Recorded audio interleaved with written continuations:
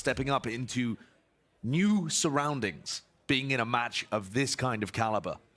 It would be their first big grand final if they pull it off too. But matches like this are definitely a marathon, not a sprint. Not a sprint, sorry. Golden Boy's absolutely correct with that one. And EG are taking early A lobby control. And this is what the comp really excels at when you're running pretty standard stuff with the Breach and the Sova. You can see them already taking full advantage of it. It's only one player, Boostio, try and hold his ground here. Standard Harbor Wall. No, that's not quite standard, actually. Yeah, this is a bit unusual. Yeah, that is a weird one. And it's actually triggered an EG push out through A lobby too. Boostio might grab a couple, but also he's got to know that got to be here. worried about being flanked. With this deep push through A lobby, Boostio's got to be aware of it. And now, yeah, he's going to be making a call all the way through here. Crashy's unaware. Trailblazer was leading the charge. Unable to get his gun out, and the rest of EG as well starting to collapse now onto the flanks and extremities. It's Victor. Needs to win his fight, and his one here into Garage. Will he be cleared out? Another refight as well. NRG opting to try and fight towards the back of the spawn and flip the map with Ardis also there.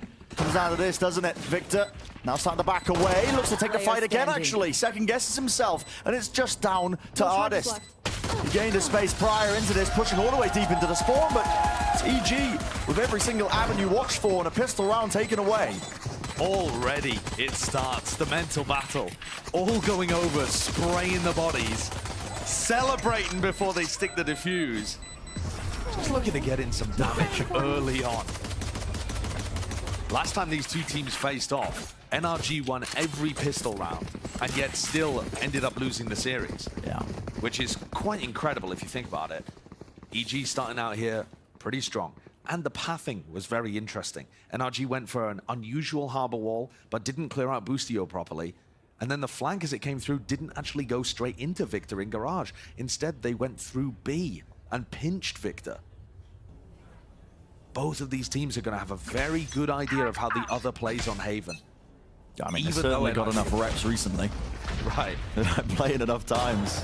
Rematches on rematches, but it's a matchup that means a lot. I mean, we were hearing in some of those pieces that were being ran before this match, NRG as well, they feel like EG are being those cocky upstarts almost as well, you know, to getting ahead of themselves. Look at these smokes. They've managed to get Victor into a position where he's past the Killjoy utility.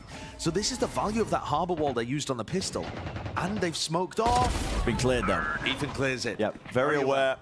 But that's also going to mean that EG have to be worried about that later on. Maybe make some adjustments to their own setups as a result of it, but this should be a relatively easy round, all things considered. Making sure to watch for every possible opening now. NRG forced to set their sights on to mid. Right through the center of it, hoping for a spike plan, maybe to get that money flowing, but it will not be the case. Not too much damage done at all to the overall economy. I mean, EG not even having to rebuy armor on most of their players. We've also got an interesting dynamic in terms of the map pool here, Brent, where the first map definitely feels winnable by both sides. It was extremely close the last time that these two teams played on Haven. One enemy remaining. Even with the history of NRG being so excellent here. Yeah. And of course NRG have changed up their comp, but it really is anyone's game to start this off. Normally the nature of these best of fives as well is where the map pool gets tested pretty heavily. This is a 4-player stack. EG looking to try and fight themselves, push deep into A lobby again.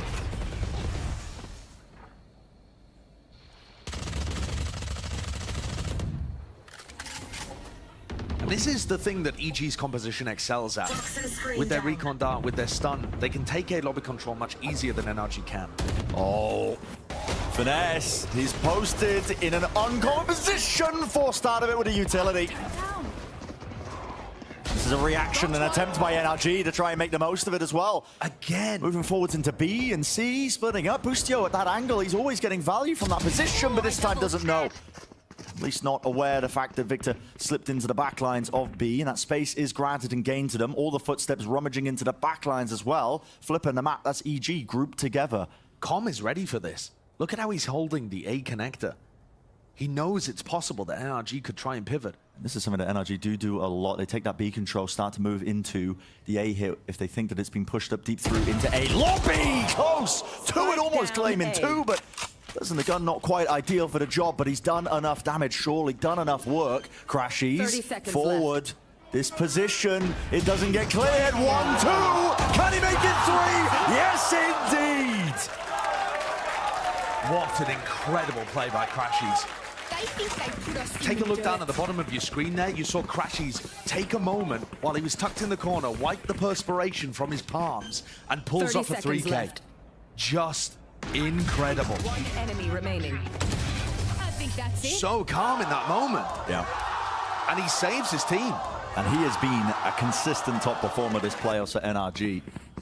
You talk about that Crashies consistency with every single event that they go to, tournament, when the pressure is highest and mounting, you can always rely on this guy to be performing. Demon One's going to take a meander down mid here. They have the turret in a position where that Viper Orb that Finesse is throwing is not going to allow them to creep in. Oh, and this here he is is. dangerous, but it's not being cleared. Spray through the reactions, 2 for his troubles, and he's out of there. Awesome play. Really well done. Finesse has been putting down that Viper Orb, and NRG have put a focus very early on in this half of trying to lurk into B. And Demon One counters it by taking that walk through. They can hear the turret. They know that there's still Killjoy utility there. They don't expect the jet. Often this alarm bot is going to trigger a flash peek, which is why Victor backs up after breaking it. Trying to bait out that aggression. 50 seconds remaining. Close to the corner. That's Boostio tucked. And I see a battle of the Killjoys taking place. Victor seems to be aware of it, though, knowing that these deep positions could be played for, especially with the smoke in his face. He was precisely on it. Just knew what to expect there. Very aware. So it gives him the plan. High Tide ripping his way across. That's going to be covering up into Heaven. Does give the opportunity now for EG to actually get a little bit deeper out into the site.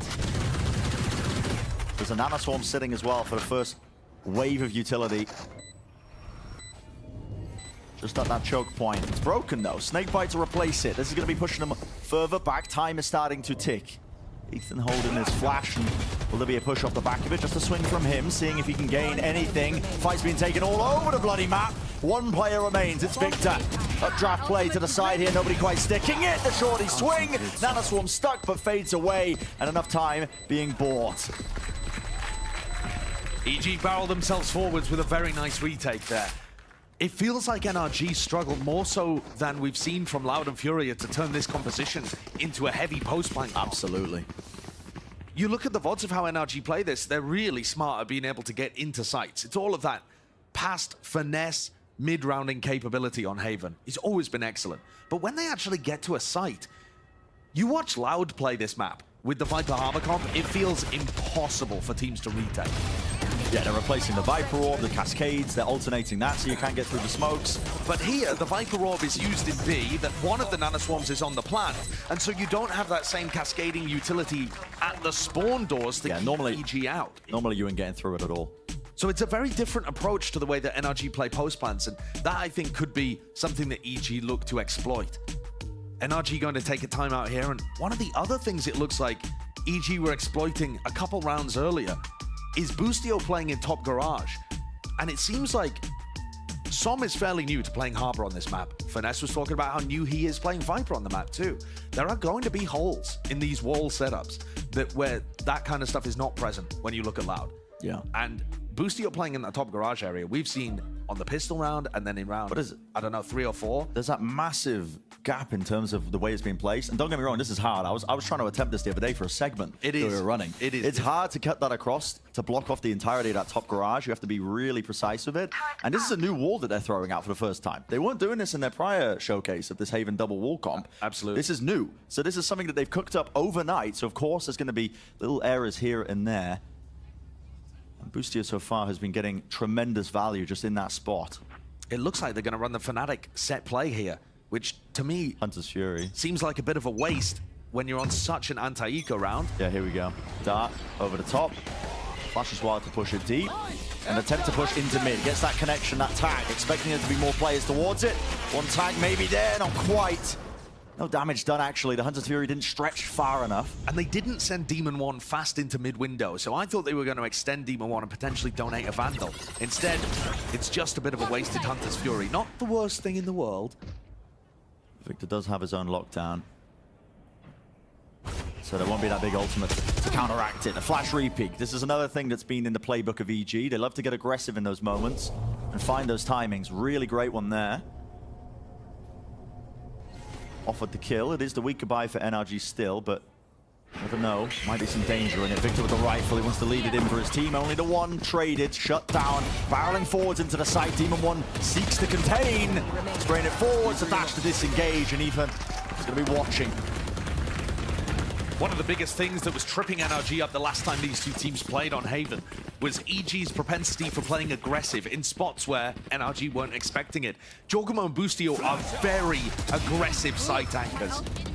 For two players that are out here on Killjoy and Astra, they love to swing, they love to disrespect utility, they are hard anchoring and pushing for info in spots like that. And it caught NRG so off guard previously. This is a fantastic start for EG. Standing ahead. Dart taken care of. Cascade in the face of Com. Bit dangerous to spam that. Always a chance as well that they could end up firing some bullets back and taking them out, but no, just backs them away. Their early presence by NRG, trying to fake like they could have crossed into A. And the call is made by EG to completely give it up for the retake. You can see the positioning of Com. He's not even worried about it. He's so far back into their own spawn. Now Demon 1 needs to be the playmaker. Dash just about gets out. Almost caught. Refight with the Seekers. Smokes in their faces. Nobody can get through that. But incredible how much Demon 1's just holding his ground. This is what I mean. EG do not like to respect utility and back up. I would not be surprised to see them fight inside this lockdown. Yeah, he's looking to try and refight. That's so deep pushed towards the double door. Spam onto it though. Look how bold they are. He has to get out, has to respect that. He was hoping that somebody would try and take that timing. He's detained, so not able to get out of there. NRG still a chance to try and plant this one. They will have to try and take the fight to them. A lot of damage done with the Odin work, but not enough to claim more than just the one kill. Two players left standing for EG, and a full wraparound from NRG. They love to do this one. Take that space into B, through the connector now, a free plant onto the A site. And this should be a very difficult spot for EG to get any value out of. 2v4. Without really much playmaking utility either. They're going to rely on Jorgamo and Demon 1 to try and frag out. It's Finesse watching the flank. Are EG just playing for exits here? Doing damage to the NRG economy would be excellent in this spot. Toxin screen down. Yeah, hoping to try and find some players as well who are vacating, saving the guns. It was almost fully purchased out by NRG, so they've got nothing left in the bank. If they lose these guns, it would be quite bad for them. EG hoping, yeah, bit of spam onto the corner there. I'm surprised they're not playing more aggressively to try and deny these. I mean, they can buy for next, but yeah. Yeah, Demon 1 with a Blade Storm online. I mean, they could have tried to fight those NRG players, escaping just a little more heavily. Two huge ultimates for EG to play retake with in this round and the next coming up. NRG is the kind of team that will often try and play around that, anticipating their team, their opponents rather, to be playing retake on A, for example. NRG is one of those squads that will occasionally mix in a pure contact push into the A site. I wouldn't be surprised to see it here with EG just play full retake A after Com spams a little at the start. Not as much damage as I thought. It's Crashies who's receiving the brunt end of that. All that Odin spam, giving up the space once more. This is going to be Finesse's job to stop Demon 1 getting a fast flank off. You can see the amount of confidence that Demon 1 has. I mean, pure disrespect.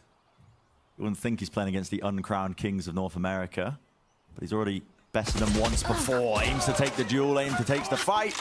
Finesse. Too aware for that. Great anticipation. Already, though, you see Jorgamo going for that same repush down C. So turning a 4v5 situation into more risks, more playmaking. Feels like a heavy read, though. Look at this. I mean, Finesse has still got his crosshair lined up on that angle. Almost like he expects it. There's still 45 seconds. Here Holding comes to the Jorgamo. push. And just narrowly accepting that timing. Listen, it was strained, but he gets the job done. Pushes on pushes. That is. He's creeping his way up towards. Trying to break some of that util. Has to use the dash to get out of there. There is not much time here. 25 seconds. Right here. Where are they landing? Spike now starting to make his way towards B, walking forwards. Orb goes down, and Boostio Cheeky play by Crash. He's trying to lurk his way into this one. There's 15 seconds left. They got to get a move on. Time is really running short here, and the connector's just not quite theirs yet. Smoke pushing them back. Cascade. Is there going to be a gap in it? Rolling Thunder away. Carving through into the side. Bustio will fall. 4 seconds remaining. This plan, it needs to be stuck. Someone deal with the dart. Surely Som sticks it. He gets it down. An extension of the round at least, and a chance to win for NRG. But it's a 2 versus 3. Come onto the corner, smokes the reposition. Artist tries to pick up the rifle, and he does get it in his hands, still with the knives. Moves forwards here. Com is alone, right click. How's he managing that? Small margin for victory. Ethan and Jorgamo trying to play together here. Ethan holds that one, and Jorgamo takes the second. Clean with the retake, when it could have all come crumbling down. A good try from Artist towards the end, but that was a mess of a round from NRG. They were expecting layer upon layer of aggression from EG, and they just ended up standing there, losing 2 people lurking into different sites. There they are. ran out of time and no real idea of where they wanted to finish or how they wanted to finish. And I think it's they're scared of ending A. Yeah, it's almost uncomfortable from them, I believe, probably because they haven't put too much time into this double wall comp. They're used to, being able to pivot in whatever directions they want, running a more standard comp like what EG has, but perhaps. But I think also, you look at the way that EG are playing, they're almost full retake A in these prior 2 rounds with Breach Ult and with Lockdown. And NRG have not even been prodding in that area, apart from Ardis going there earlier, just as a lurker in round 7. Now they've gained a lot of space here. Second layer of that utility with the Reckoning on top. Perfect for trying to clear out, push back these EG players who are looking to try and anchor hard. Should gain them the site. Here's the Lockdown used though. Anything to counteract that one doesn't look likely, so some will get that plan down, but they're all going to have to be leaving this side unless Ardis wants to go down with the ship while he pushes forwards. Attempt to catch a timing as they were trying to get back into this with the Viper's Pit. It's going to be blocking them. It's going to come down to that just, again, the random spam, the RNG, a bit of play here, even sticking it all the way. They can't quite land the shots. They can't land the util. It's pure improvisation, and it does not work. Not for NRG. For NRG, that is, I don't even think it is improvisation, Brent. I've seen them run that same Viper's Pit play in the game yesterday, where we saw them play up against a Lockdown retake. And in that situation, they also failed to execute on it. The Viper's Pit didn't even extend to the spike. Yeah. They knew that that was the play that they wanted to make, and yet still there are holes in it. We are definitely seeing EG's more drilled, practiced composition here, finding a lot of success. Finesse was talking about how they wanted to move over to Viper Harbor because they thought it was simply better on Haven, even though they didn't have as much practice. That theory isn't quite working today, is it? No, not quite, but you're starting to see it really manifest as well, that uncomfortability playing it. Even if they do think it's the better composition, they're missing too many pieces when they get into the post plants, if they can even get to them in the first place. This time again, just a heavy reliance on trying to lean into the A hits here.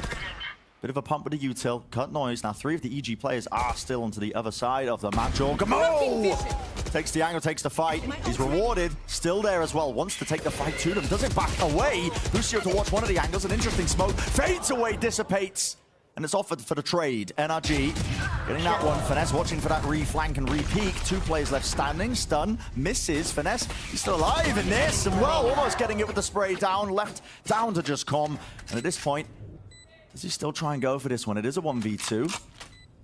Tough one for him. Has no idea that someone Crashies are going to be playing here. So pushed up. Yeah, this crossfire setup should never be failing, but does he have the awareness? He does! Doesn't quite land it, though. Crosshair was correct. Made the right reads. And I'll give Finesse and NRG this credit. They are stopping Demon 1 from having major impact in those kind of rounds. Sure, Demon 1's still at the top of the scoreboard, but Finesse is extremely aware, watching for that flank play, knows where Demon 1 is going to be peeking from. My question is, are they putting too many resources and too much thought into that aspect, rather than being able to execute their own plans properly? They've still got chances to recover this half, but at the moment, it is great looking for EG. Push-up attempt now into mid. Maybe the goal being to try and break some of that utility. There's a deep alarm bot that doesn't get dealt with. Not a Trailblazer. War misses. Som cuts it short. That's a bit of a mistake there, I believe. It's supposed to go straight into the back of C, and it's created an opening. Jorgamo playing into the back of his side. He's got a teammate to help him out with the dash there. Artis, how is he getting that one? It's traded still. Victor creeping and crawling, lurking into that window angle. NRG make the most of it. Was that intentional or was it a mistake? I'm not too sure. Either way, NRG are sitting comfortable now onto the site. Yeah, Som didn't go for the normal high tide, but he actually covered it up with the cascade and allowed Victor to push behind. I think that's more to do with trying to persuade EG that, oh yeah, it's the normal high tide, don't worry, we won't have a garage lurker, and then suddenly Victor's there. I think NRG are trying to take the expectations and move them around a little. Small details. Once more, another round, by the way, where Demon 1 was posted up in short early on, didn't get a chance to play. Yeah, avoided. They didn't know that he was in that area, but didn't throw their normal A short. Kind of default, just went straight to C. I've heard teams as well talk about Demon 1, the same level of respect that you put onto the name of players like Aspas, where you really do build almost your entire game plan around avoiding him as a player, mitigating what he can do. Demon 1 said himself, he realizes it when people are trying to avoid fights against him, and he plays even more agile. He's hopping around the map as well when he knows that they're just trying to avoid him. He plays just that much more freeing. That's part of the problem. When you play against great players, you want to give them a lot of respect. You want to make sure you're very disciplined, but that can often give them more space and more time to get their work done.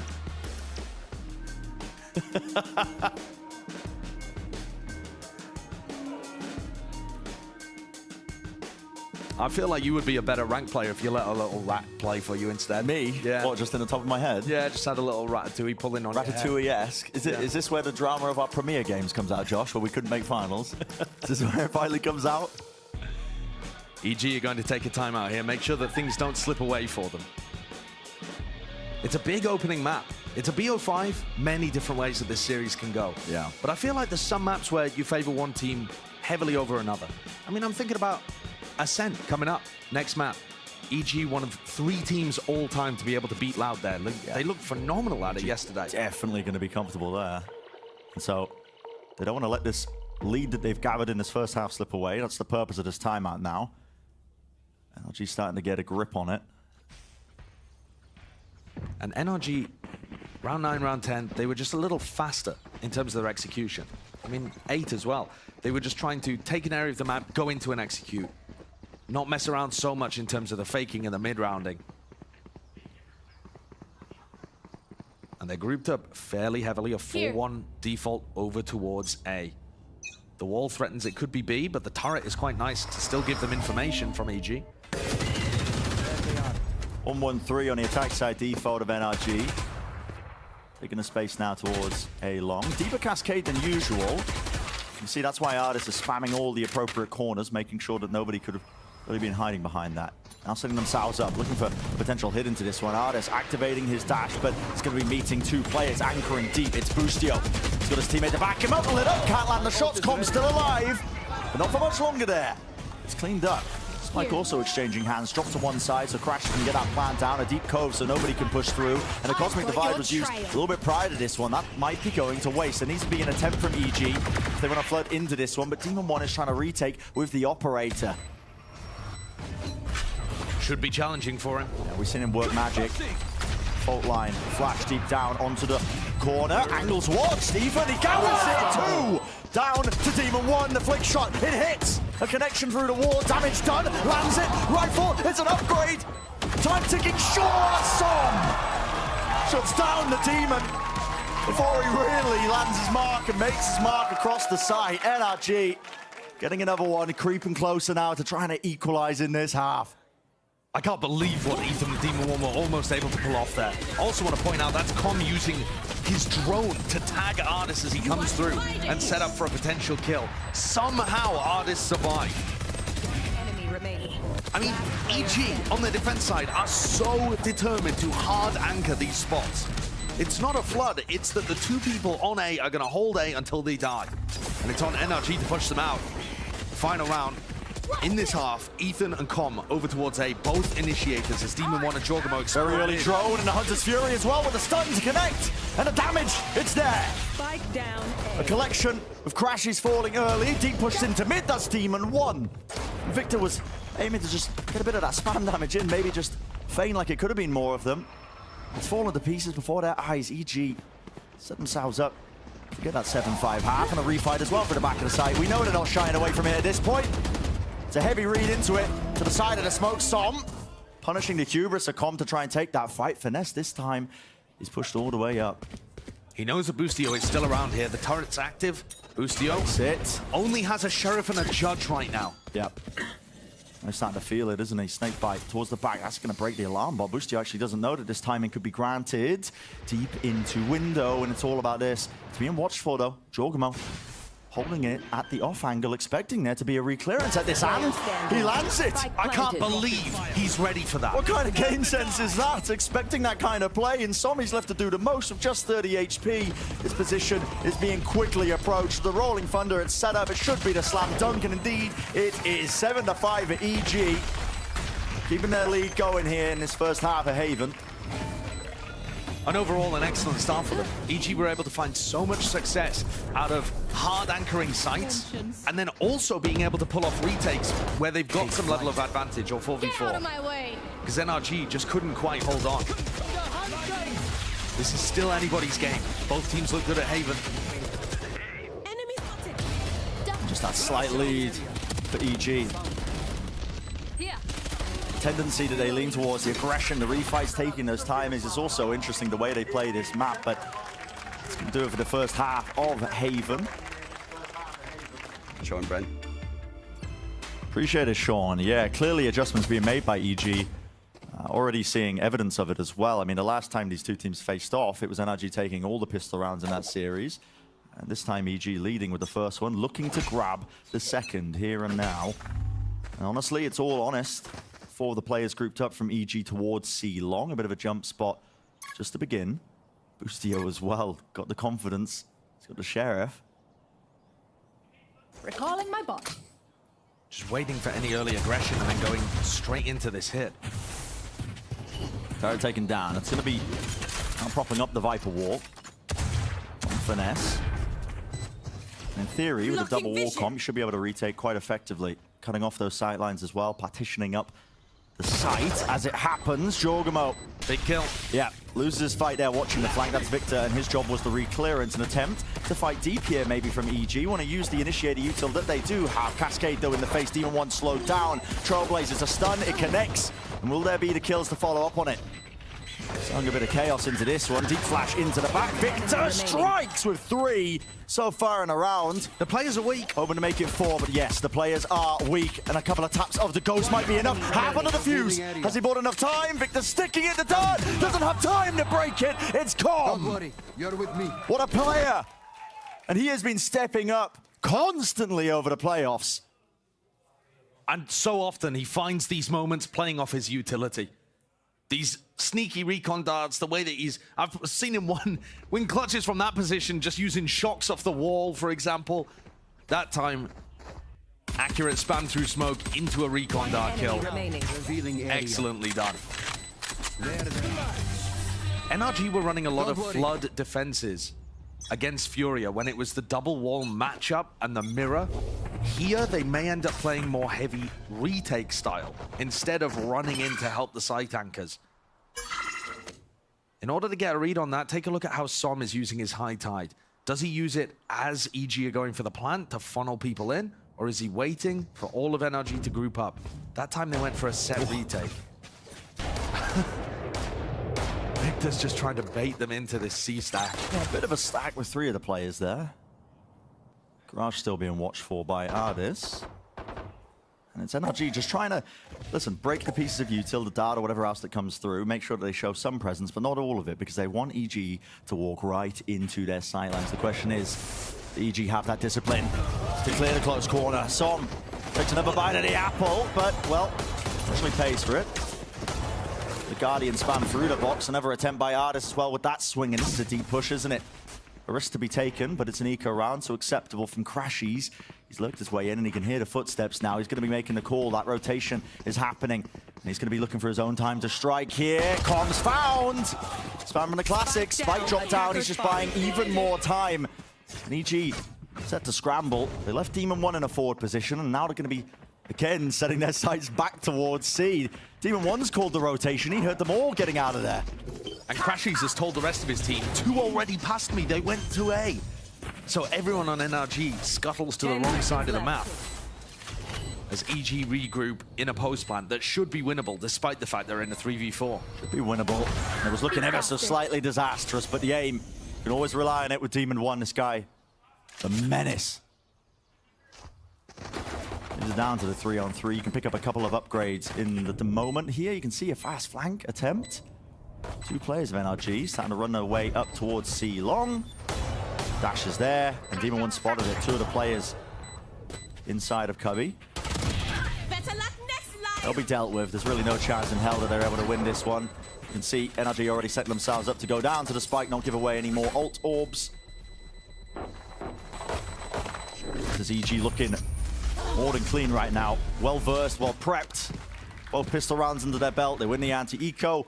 Without too much damage done, can set their sights on the bonus, but the map pick of NRG not paying off like they potentially hoped. And actually, it's been incredibly even outside of the pistol rounds. And that's, I think, what you could have kind of said about the last time that these 2 teams clashed on Haven. NRG won the pistols, and it spurred them to a very close victory on this map. These teams are essentially dead even outside of those situations. We'll see whether that continues as we head deeper.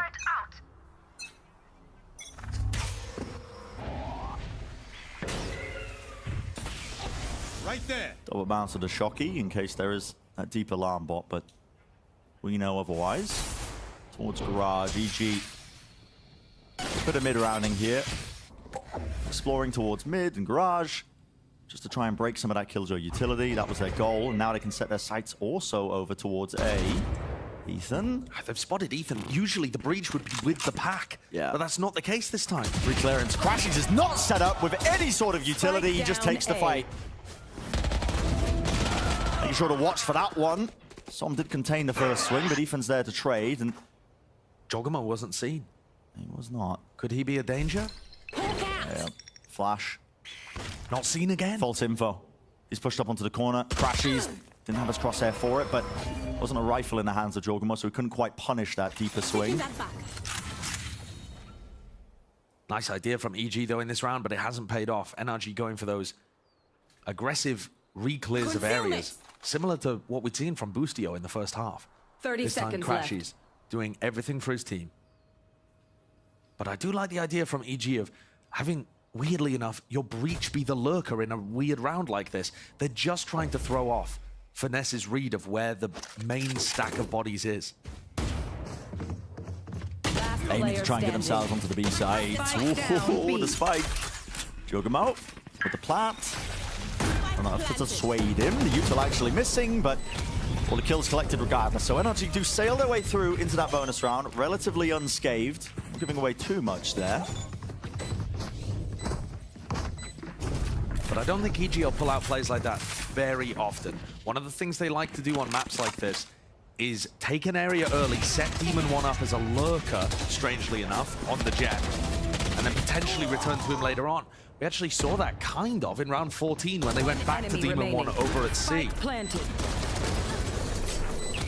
It was intriguing hearing Les talk about his experience playing against Demon One, saying it feels weird playing against him. He doesn't put that much pressure on you as an entry. He feels more of this lurking presence. Right. Although he certainly can do it when EG group up for an exec. But they don't really play full execute heavy very often, this EG squad. They're normally a bit slow mid-roundy on Haven. Yeah, they tend to a slower beginning. Make sure that they break that Killjoy utility, hunt for picks off the back of it. Now, Artis has got his dash active, so he wants to make something of it. Deep push. Down here. Was that the alarm bot picked up? Yeah. Why has that happened? Not too sure. Did Jogamo think that Artis had left? Artis might have just found the perfect timing. Yeah, there's a gap in the play if he can exploit it. Meanwhile, like I said, Demon One set up as a bit of a lurker over in A lobby. That's where NRG are going towards. Jogamo had no idea, and Demon One gets cleared out too. NRG with every advantage going their way, every duel going their way. Spike to be planted here. Fast flank attempt by NRG. All three of them swinging around to the side. remaining. An easy collection. Spike Ethan down, dropped B. down. Com last one standing. This was an investment from him. He wasn't even aware of that. Seeker right at his back, spotted him exactly. So, all 5 players surviving for NRG, despite losing both of these pistol rounds, now starting to try and get a handle on the map overall. Maybe bring it even. The common theory with these compositions is that on defense, with the Harbor Viper, you kind of need to fight for mid and garage because you can't control A lobby early. And what NRG are doing is instead allowing EG to take A lobby, and then when they leave that area, re-pushing it. I think that's very smart, and it also works into the way that EG like to play. When they take A, they very rarely end A instantly. They're not an exec-heavy team. Oh. An attempt to get something started here for EG. Spike down A. Sent straight to the dust. One enemy It's the half remaining. by. They were just hoping as well to see if they could pick off any sort of players. Spikes in the middle of nowhere. Com. He gets a weapon out of that. Yeah. But he is kind of trapped. Very much so. Be hard pressed to try and survive into this one. And it's a real new testing staging ground for EG as well as a team. You know, they've held this lead so far on NRG's map pick. We were talking a little bit about it, but you know, this entire season has been a bit of a marathon. I think that really does showcase as well when you get into the best of 5s, deep into these playoffs, because that's where your map pool starts to get tested.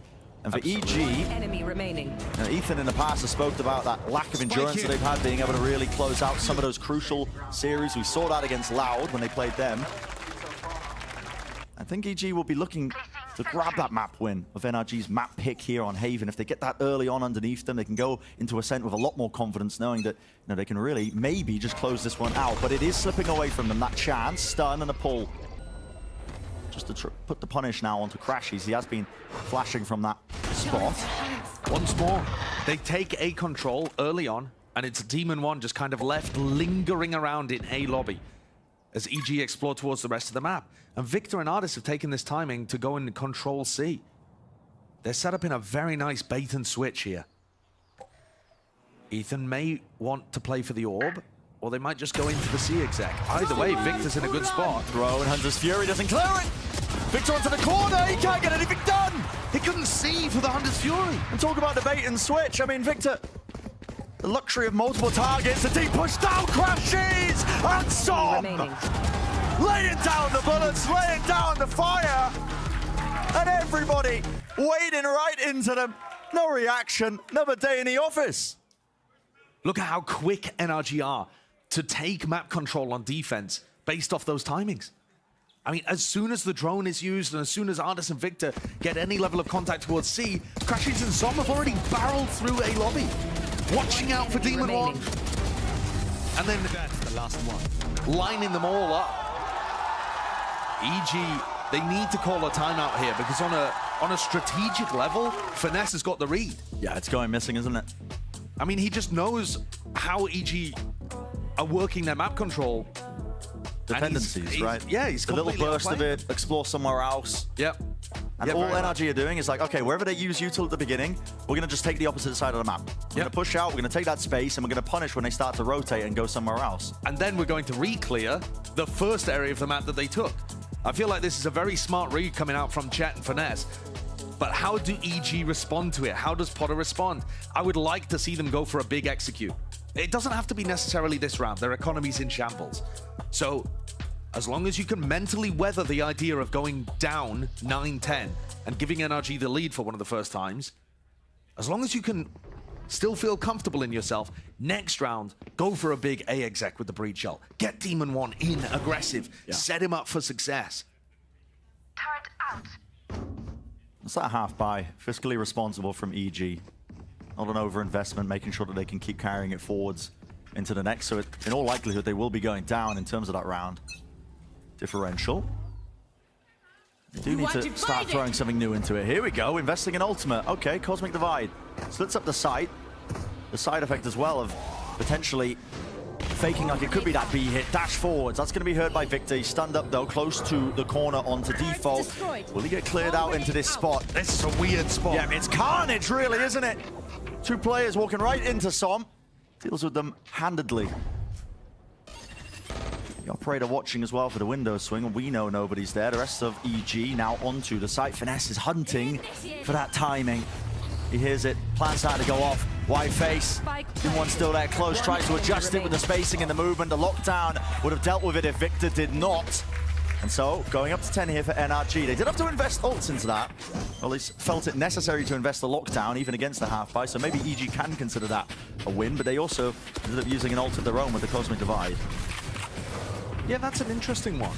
I'm surprised that Victor goes for it, but it does secure the round for NRG. Turret down. This really, though, this round coming up is going to be the one I think that Potter's taken the time out for. That was a cheeky eco idea, but now we get to see the real strategic adaptation that EG have gone for. It's 9-10. They're feeling the squeeze currently, and like you said, Bren, they would love to get out to a good lead in this BO5 and finish NRG early.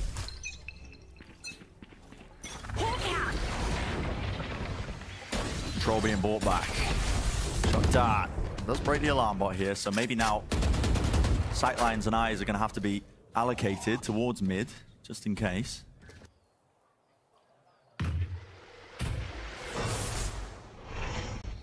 Noise being heard in mid here. Victor calls that, forces out that high tide, a close box to the angle. You don't really expect this, but it's normal for teams to spam this if they do take that garage control. Now they remove the turret through the wall.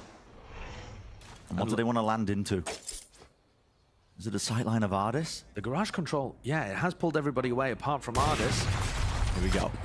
Drone does spot that, so they know there's an operator onto the site, but the fault line as well slows him down. All the way back. Now the Rolling Thunder as well. This will definitely be carving deep into the site. There's a Viper's Pit that's used and dropped down. Rippling on top of it! It's all combined. Util towards the back. Demon 1 is set up. It's a field day for him. What a pull! And look at this. Jorgamo. Jorgamo's there, doesn't expect the second. It's returned with the fire, but I feel like the job is done. The job absolutely done there. Gorgeous play. Con throws it. So, as soon as Ardis takes contact with the operator, he sees the drone, he backs up, he calls for Finesse to come in, put down a Viper's Pit. We are holding A. That's what NRG are thinking. EG respond by breach ulting and pulling at spawn. Look at these guys. They're stunned up. They can't move. When you're slowed like that, there is no way to escape the pull. And there's even a recon dart that flies in there just to make sure that they can't be a back default. Yeah, great combination. I'd like to see them do that again. Boostio put down his alarm bot early in A lobby so that he has info if NRG repush that area, and then they go into a very standard A exec. I think ideas like that are going to work for EG. It did take some ultimates to make it happen. NRG, something a little bit new. Ardis is deep pushed up now towards A lobby. Flash not connecting. Maybe Crashies will rotate, but still just jiggle peeking. EG, on the other hand, hearing out that turret. That's going to be an aftershock used just for the turret. I mean, it's broken. Stun as well into that garage, taking control of it now as well, trying to clear out that utility. Recovering it. Need that back. It's that standard mid-rounding from EG. Making the most of it. But we're now down to just below the minute mark in the round. And Com has saved his drone. Same as the final round, same as the previous round, sorry. Crashes needs to break this. To push Ardis away. Yeah, you're right. It's called. Ardis calls it. But with that being broken so early. Look, they expect it. Yeah. That's why they're spamming that. This is why it's so hard to chew through the double wall comms, the high tide propped up. Up close now though, the lockdown, that should push them back off of the B site. Pinging onto the common corner as well. Star at the feet, all the way back. When he's propping that one up, Finesse. Time running short, dash forwards, Demon 1. He's wasting no time. Striking within those minute opportunities. There was a bit of util to set him up on top of it, and this flank, well, flanks on flanks. That's really nice. Ardis is making noise, turns the head of Jorgamo, and they get that pinch play. Yep, this is going to be called now that there's two players that way. Could come down to just these fights being taken. Turret off to the side. Does it get cornered yet? Oh, well, double face, double swing! Ethan! He can't be removed, he can't be denied. He gets his two, and he's made the decision easy for NRG. Hard pill to swallow nevertheless, but they do have to back away and just accept that they're not winning this round. This is EG taking the lead. Great play from Ethan. I mean, he should go down there. The way that Artis and Victor have played it is nice, but they're just a little shaky on those shots. Yeah. So EG coming out of that Potter timeout have really turned things around. Talk to a recon. That one's like William Tell. Shot an apple off Som's head. They're just insane. But always supporting Team 1 in those moments. Absolutely. I love what we're seeing in this map so far. I mean, it's just excellency in terms of those adjustments, the adaptations, one after the other. When it feels like Finesse has got a great read in the way that EG are playing, they take the timeout, take the pause, and answer back, taking the lead in this map. NRG not finished yet, though, obviously. Now they've got their final timeout, can utilize this and see if they can correct the course before it's too late. Finesse said yesterday when I talked to him that this has been the most stressed that he's ever been trying to get into a Masters tournament. The competition levels have just increased so much. Yeah, And not surprised. Teams like EG show you why.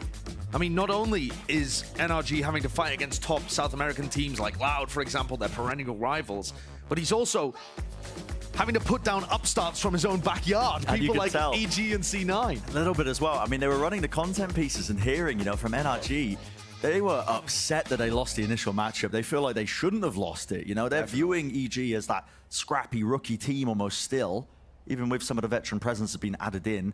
And, there is that level of disrespect towards it. A bit of that rivalry between both of them and a tech pause, of course. Couldn't escape it. No, it wouldn't be a true Valorant BO5 without it, would it? Couldn't escape it. Hopefully quite short, so we'll be getting back into it because it's starting to get tense, isn't it? 11-10. And of course, there's always chances to rebound. It doesn't matter too much which way this first map goes. There are always ways of recovering, but you want to start out on a good foot, especially when maps like this can be the common ground, kind of, in the middle of both teams' map pools. Yeah. But yeah. Monitor issue on the stage just to keep you all up to date. Thank you. Good info. Yeah, no problem. Appreciate I'll that. get up there soon as well. I'll fix it. It's probably a cable problem. Swap that one out. I was talking just then about how Finesse was stressed so badly in these big matches to get to Tokyo. Both of these teams already made it to Masters, but now they're hunting for that regional title, to be the first team to be able to claim yourself the winner of VCT Americas. Yeah. And of course, Loud waiting there in the grand finals for either of these winners. But NRG was also, they were pushed almost to the brink and off the brink yesterday. I think part of that revenge story here in this game is punishing EG, trying to get revenge against EG for even forcing them to go through that trauma. Yes, the path that they've had to take in the lower bracket. I think we haven't really discussed it too much, but there is that idea, that semblance of, revenge for both of these teams. Both of them want that chance in the grand finals to take it again to Loud. You think about it. I mean, there's a rivalry that's spanning the many years. NRG versus Loud. That's unfortunate. Hopefully she's not watching. She'll be bitterly disappointed. Yeah. But yeah, both teams have had some extraordinary games against Loud, that team in the grand finals recently. Exactly, and so they're both going to be looking for that next chance just before all these teams end up going to Tokyo. See if they can battle them once more in the grand finals of Americas and maybe get something going. A bit of a revenge match definitely there. During these tech pauses, the players are not allowed to talk, but it doesn't mean the players aren't allowed to think.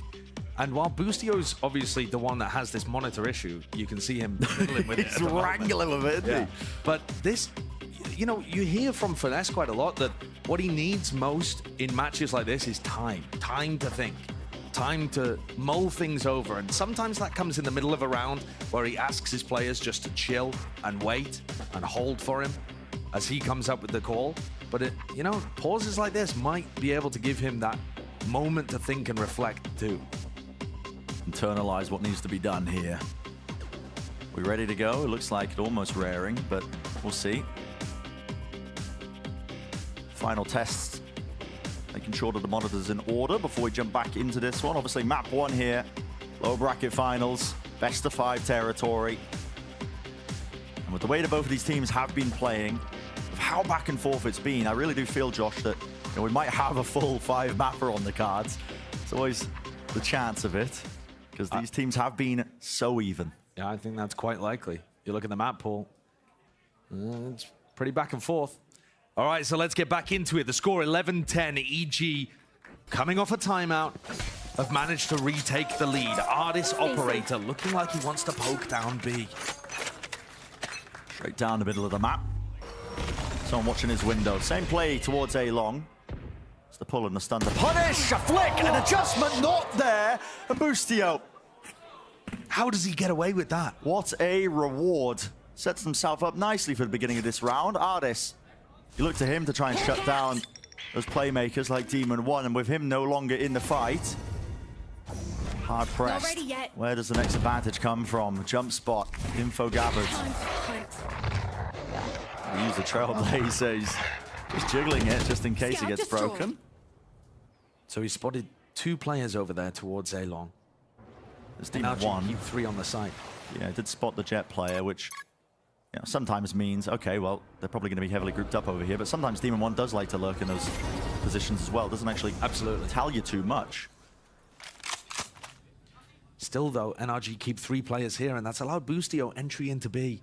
The Killjoy utility got put up C Garage early because Artist was playing in this spot. And now he's removed. Boostio's set up on the timing. It looks so good. Yep, 30 seconds. The time running it down left. all the way. And it's all set up from the flash. Round the back, Boostio does his best, does the work. 3 in a round, was hunting for the 4th. But already, the job is finished just from that one timing. EG set themselves up. This will be that 12th round. One more step away from claiming the opening map here in our lower bracket finals. And it's been close. Both pistols going the way of EG, but they've also put together some gorgeous gun rounds, like this one. All set up from the IGL of Boostio with his gun skill and timing. Part of EG's unbelievable run recently, since squeaking into the playoffs, has just been the raw form that these players are in. Yeah. The roster on paper's got a lot of firepower. Boostio, Giacomo, Demon 1, Ethan, like Com 2 has been playing pretty well off his utility, but in terms of like big fraggers, Giacomo and Boostio used to be heavy hitters, and now they've moved on to more supportive roles. But when they're still feeling it, when they're hitting shots like this, they sunrun like crazy. Oh, yeah. This is an EG that's been fixing as well a lot of those problems. 30 The seconds little left. painted with. Yeah, the little jiggle to bait out the op shot, so nice. and then wallbang kill. Enemy It's remaining. just beautiful from Boostio. That's what a new monitor will do to you. He's like, yeah, the problem's fixed. I got it, guys. Don't worry. Would have been doing that all game long. But here we are. One more round. We'll do it. With the lead gained. Same setup, same util being used at the beginning to punish shit artists. Wow, nice idea. Yeah. Great way to strike back and strike fear maybe into the hearts of them. Close to the corner. It's a flash. It's dodge. Smoke at his feet just to avoid it. Flashes on flashes to push them away on either side. And well, on the other side of the map, there was damage being done to Finesse. Lucky to escape. 9 HP. Recalling my bot. Boostio's causing a lot of chaos around here. It's already inside this cove. Oh, wait. Oh, the timing is just brutal here, potentially. Someone trying to bait like he expects the re-push. Side by side, watches it. I was wondering, using the cove early there, but works out for him. Nets that kill. He knows to expect that re-push as well. An attempt still being made here. Victor holding for the smoke. Does he adjust the aim in time? He does not. It's Ethan who wins it. Lovely bit of spam aftershock. Collecting the timing, yet Jorgamo, he wins the fight anyway. And this is a double push attempt to punish that one. 2 players left standing now. It is a 2v3. NRG had such a big lead in terms of that players they brought down prior. Calls made. Ethan and Com moving forwards in towards the back. A late swing from Ethan, only for the 1. Running his way up, high tide, cuts his way across. Stun now, ripping through. Artist gets off it, but gets half. Spamming it all the way, forces Ethan to swing, but back onto it, the retap. Artist can just stick it. And safety in numbers. Som, he was watching for it, any sort of a repush. Ethan didn't have the tools to try and push away that one and win it out. Nice idea from Ethan, just going for the jump peek through the wall, seeing if he can pull the player off the defuse, but they'd lost too many bodies too early. So every round, EG have been going for this, the stun into the pull. And Artist gets up and over the top of it, unhurt by either of those, to collect the first. The small outplays based on what your opponents are doing constantly. That's how you do the micro anti-stratting. Final round of regulation here. Artist with an operator again. NRG kind of scrambling to get into their defensive positions. There's only Crashies here on the A side. Yeah, really late adjustments. EG obviously offloading again the same tools, the same utility. Dart through the back, a flash as well. Crashies, he's got to be calling for this one. It feels like an A hit. And we can see that it is. EG moving, dash into the back. Demon 1's still there. Now gets the rifle out. High tide to try and grant them some space. Demon 1 still active. There's a gap here. As soon as that smoke did dissipate, now the Cosmic Divide cuts its way through. It's going to be preventing NRG from trying to play this one fast. There's a Reckoning here. Reckoning, it's going to make it hard to try and hold it down. The right-click Demon 1. He is a nuisance. Lurking this way, that way, pushing forwards. All the way, stunned up. NRG claiming all the kills. They want to bring this one to OT. A fight to be taken forwards towards them. Pulling it down, Ethan! He lands 2 of the shots. Gone with the Hunter's Fury, and he can push them off the plant. Already to defuse. It is not halfway. EG, have they done enough? Time ticking short. Not half on the defuse. Crashies. It's just sheer impossibilities, and it's come. To just slow it down near enough at the beginning. And I think Wyatt makes a really good point. It was actually something that Loud themselves had talked about. Boostio's IGLing on this attack side is what they say threw them off the most. Here you see EG waiting out this early 0 point. Victor getting ready to throw it off any shred of noise. Waiting for the right timing. Okay, and now EG can start to move forwards. NRG are running a defensive pistol we've seen from so many teams, where you have the Jet take contact with the Sheriff, dash away, and it sets up Som in a bait corner. Almost everyone in the league has run this at some point. Man. Yeah, this is copied straight from Loud Lev. Not sure who was doing it first, but smoke to the side there. Fragment nade. Push them back initially. First line of utility used. Demon 1, he does use the dash here. Doesn't get anything off of it. A lot of damage done as well from the prior utility, and instead it's a quick pivot. Now into mid. We've got to try and find an opening elsewhere. Jorgamo doesn't have any smokes, so Boostio's a little dangerous here in mid. Oh, this is going to give so much info. Knife just about back online. 2 tags. Again, that poke and prod is 35 seconds left. Turrets dealt with. Once again here, Jorgamo's just got a smoke online and used it for them to take tree control, and they got pushed away. They're trying to fake like it could be towards B in this angle as well. They've now put the spike in the hands of Ethan. He's back rejoining them. It's trying to go for that A split. Sheriff. Artist rattling off the shots, but he was blinded up. Spike's dropped down though. 12 seconds left. You have to reclaim this comm. Does the job, does the best he possibly can here. Will they get the plant down? Yeah. Looks likely. Spike planted. That one doesn't quite land. Jorgamo now has a Sheriff picked up off Artist's body.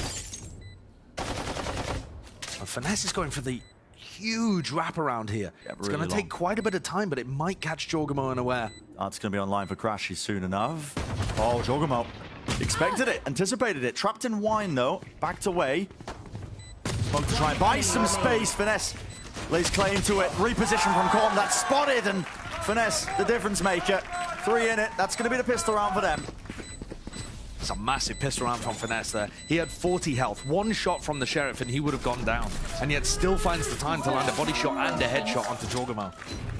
I feel like Finesse individually, I've talked to him about how stressed he is. We saw that in the interview yesterday. But on an individual level, it feels like he's getting pushed to the brink with his IGLing so much. Often the mechanics and the decision making has suffered for it. So getting out to a good start, building that confidence, feeling good about yourself and confident about how you take fights, that's really important. Especially against a team that's going to challenge so much in the just gun duels. Pushing them back all the way. NRG grouped up, looking to try and fight towards A main. Again, just Victor with the slightest of jiggles. The knife is broken. That was inside the smoke. Granted it to Jorgamo. They got to hear that TP now. Flash and dart up close, top to the cannon. Avoiding it, but he knows that someone's tucked deep. Jorgamo. Nothing else to follow up. Artist with the Marshall. This is NRG just looking to contain, make sure that nothing goes unnoticed. There's a lot of space in mid though, not too much watching that particular area here. EG now for the 2nd round in a row. Prod A main early and split off into an A split. putting cap pressure at about the minute mark. It's Artis at this angle. Just needs to land his shots here. Purely the reaction time. Weaved it in between them, actually. Just alternating. Team one's on it. Still dealt with. Didn't need the headshot, but got it anyway. Yeah, takes him out. Now, he's trying to move their way onto the B side. Crashy's feeling it. Tagged up. Oh, Classic doing a lot of work here, and they still all survive. Guns are handed over in exchange of the weaponry. Spike can start to get planted. Nothing to push that one away. Players are low, but still fighting it through the wall. Not enough damage, not enough pen. Landing the short sword. Bustio doesn't grab it, doesn't get it. Caution. Here. Artis is able to whip it around as well. Collect that kill. Now they don't have to worry about any sort of flank, and that could be the difference maker with how low these players are. Smoke is deep, cuts us away. Flash as well to push up. Everybody playing inside of the smokes, one after the other, holding close here, dealing with every single player. The right click of Jorgamo. Time through the box though. Surely that's enough. Jumping, skipping around. They just about grab it. A bit dangerous though. Yeah. Those two players from NRG anchoring the site got overwhelmed there. And once more, it's a recon dart from Com that starts to set that up. Com's recon darts are unexpected. He has many different varied positions for them. You'll frequently see in Pro Valorant people pre-aiming common recon dart spots, and the dart gets so little value. I do not see that rarely with Com. He's got a lot of different places that he's sneaky with it. And it helps the rest of his team because you just get so much value out of killing people in unexpected spots. NRG are going to buy up into this. 3 players investing around those 2 weapons that were saved. So this is not a bonus. It's a full committal. Pure gun round. Oh, that's cheeky. That is cheeky. Can't break that 0 point. I like it. And Victor's been delaying the one in A main. It's brave to be peeking out with the stinger in your hands. But look, he knows that EG are not playing early A main. He's seen that in the first 2 rounds, so Artis has slipped into wine. And it's Victor's job just to fend off this catwalk pressure and hopefully drive them back into A. Way is propped up there just off that contact. Ethan layering in the bullets, weaving in the shots. So far, standard stuff for EG. We've mentioned how slow they play these attacking rounds. They are just hunting for these kills, these openings. That's what Demon One's job is, really. EG were very good at these B-split situations and throwing fakes in their attack rounds against Loud. We've already seen how difficult it was for Crashies and Finesse to hold on at B, even when they had weapons and EG did not. The push and pull, that's what matters here. It's a bit of a fake, though. 30 seconds left. Ethan applies pressure here. Instead, it's coming through Cat. They did this last time, and it landed and ended in that A hit. Now the smoke just dropped down there towards tree. No time with 18 seconds left. There's a paranoia for the paranoia, but no one can gain any ground all the way forward. A beautiful flash! Victor, it's a menace there, setting his team up for the slam dunk. And Ethan, he's left scrambling, scattered, hoping to save the rifle. The timing around is whittled down, but his position is known. It's going to be hard for him to evade all that attention now, all the way around the corner, but he does save the rifle. Still, it's NRG. We're in firm control here, and I think just that patience from them as well. Not willing to re-peek and force the issue by fighting into it. They know how slow EG are playing this. And crucially, Brent, they're not using any utility in the mid-round, right? If EG aren't going to force it out of them, NRG are just going to save it. They still had paranoia, flashes, all sorts of stuff to work with there towards the end in order to stop that hit from coming through, and there's 20 seconds left. I do like the idea of EG running these slow rounds, having Ethan fake where you expect him to be with the pack. It's cool, it's very metagamey, but NRG have got the read currently. Now knocked down to the weaker purchase. Demon One does have a rifle. Scramble that together. Oh, but Artis pushed up deep into mid. Knife against Som, has to use that paranoia. Artis is there and he wants a little bit more, doesn't he? Not afraid of taking the deep push. Now he knows that this hit from EG is coming through. Victor, wide, shots landing. Flash connects though, does get that 1 kill for him, but out in the open, Jorgamo. Not expecting there to be that re-push attempt so quickly from NRG. They've reacted very well to this one, but they've exchanged over the weaponry. One's still with that rifle, and we know how dangerous he is, but he's dealt with. Artis steps up to the challenge, steps up to the task. It's up to his team to put in the good work. 4 now. Straight rounds in a row for NRG. Yes, they lost 3 of their players, but they should still have money to buy into the next. NRG now 3 for 3 on retakes, but they're not big 5v5 situations. They're making EG bleed for every inch as they head towards the sites. And then NRG have map control space, retaking from multiple fronts, often with player advantages, which is why these retakes have been working so well.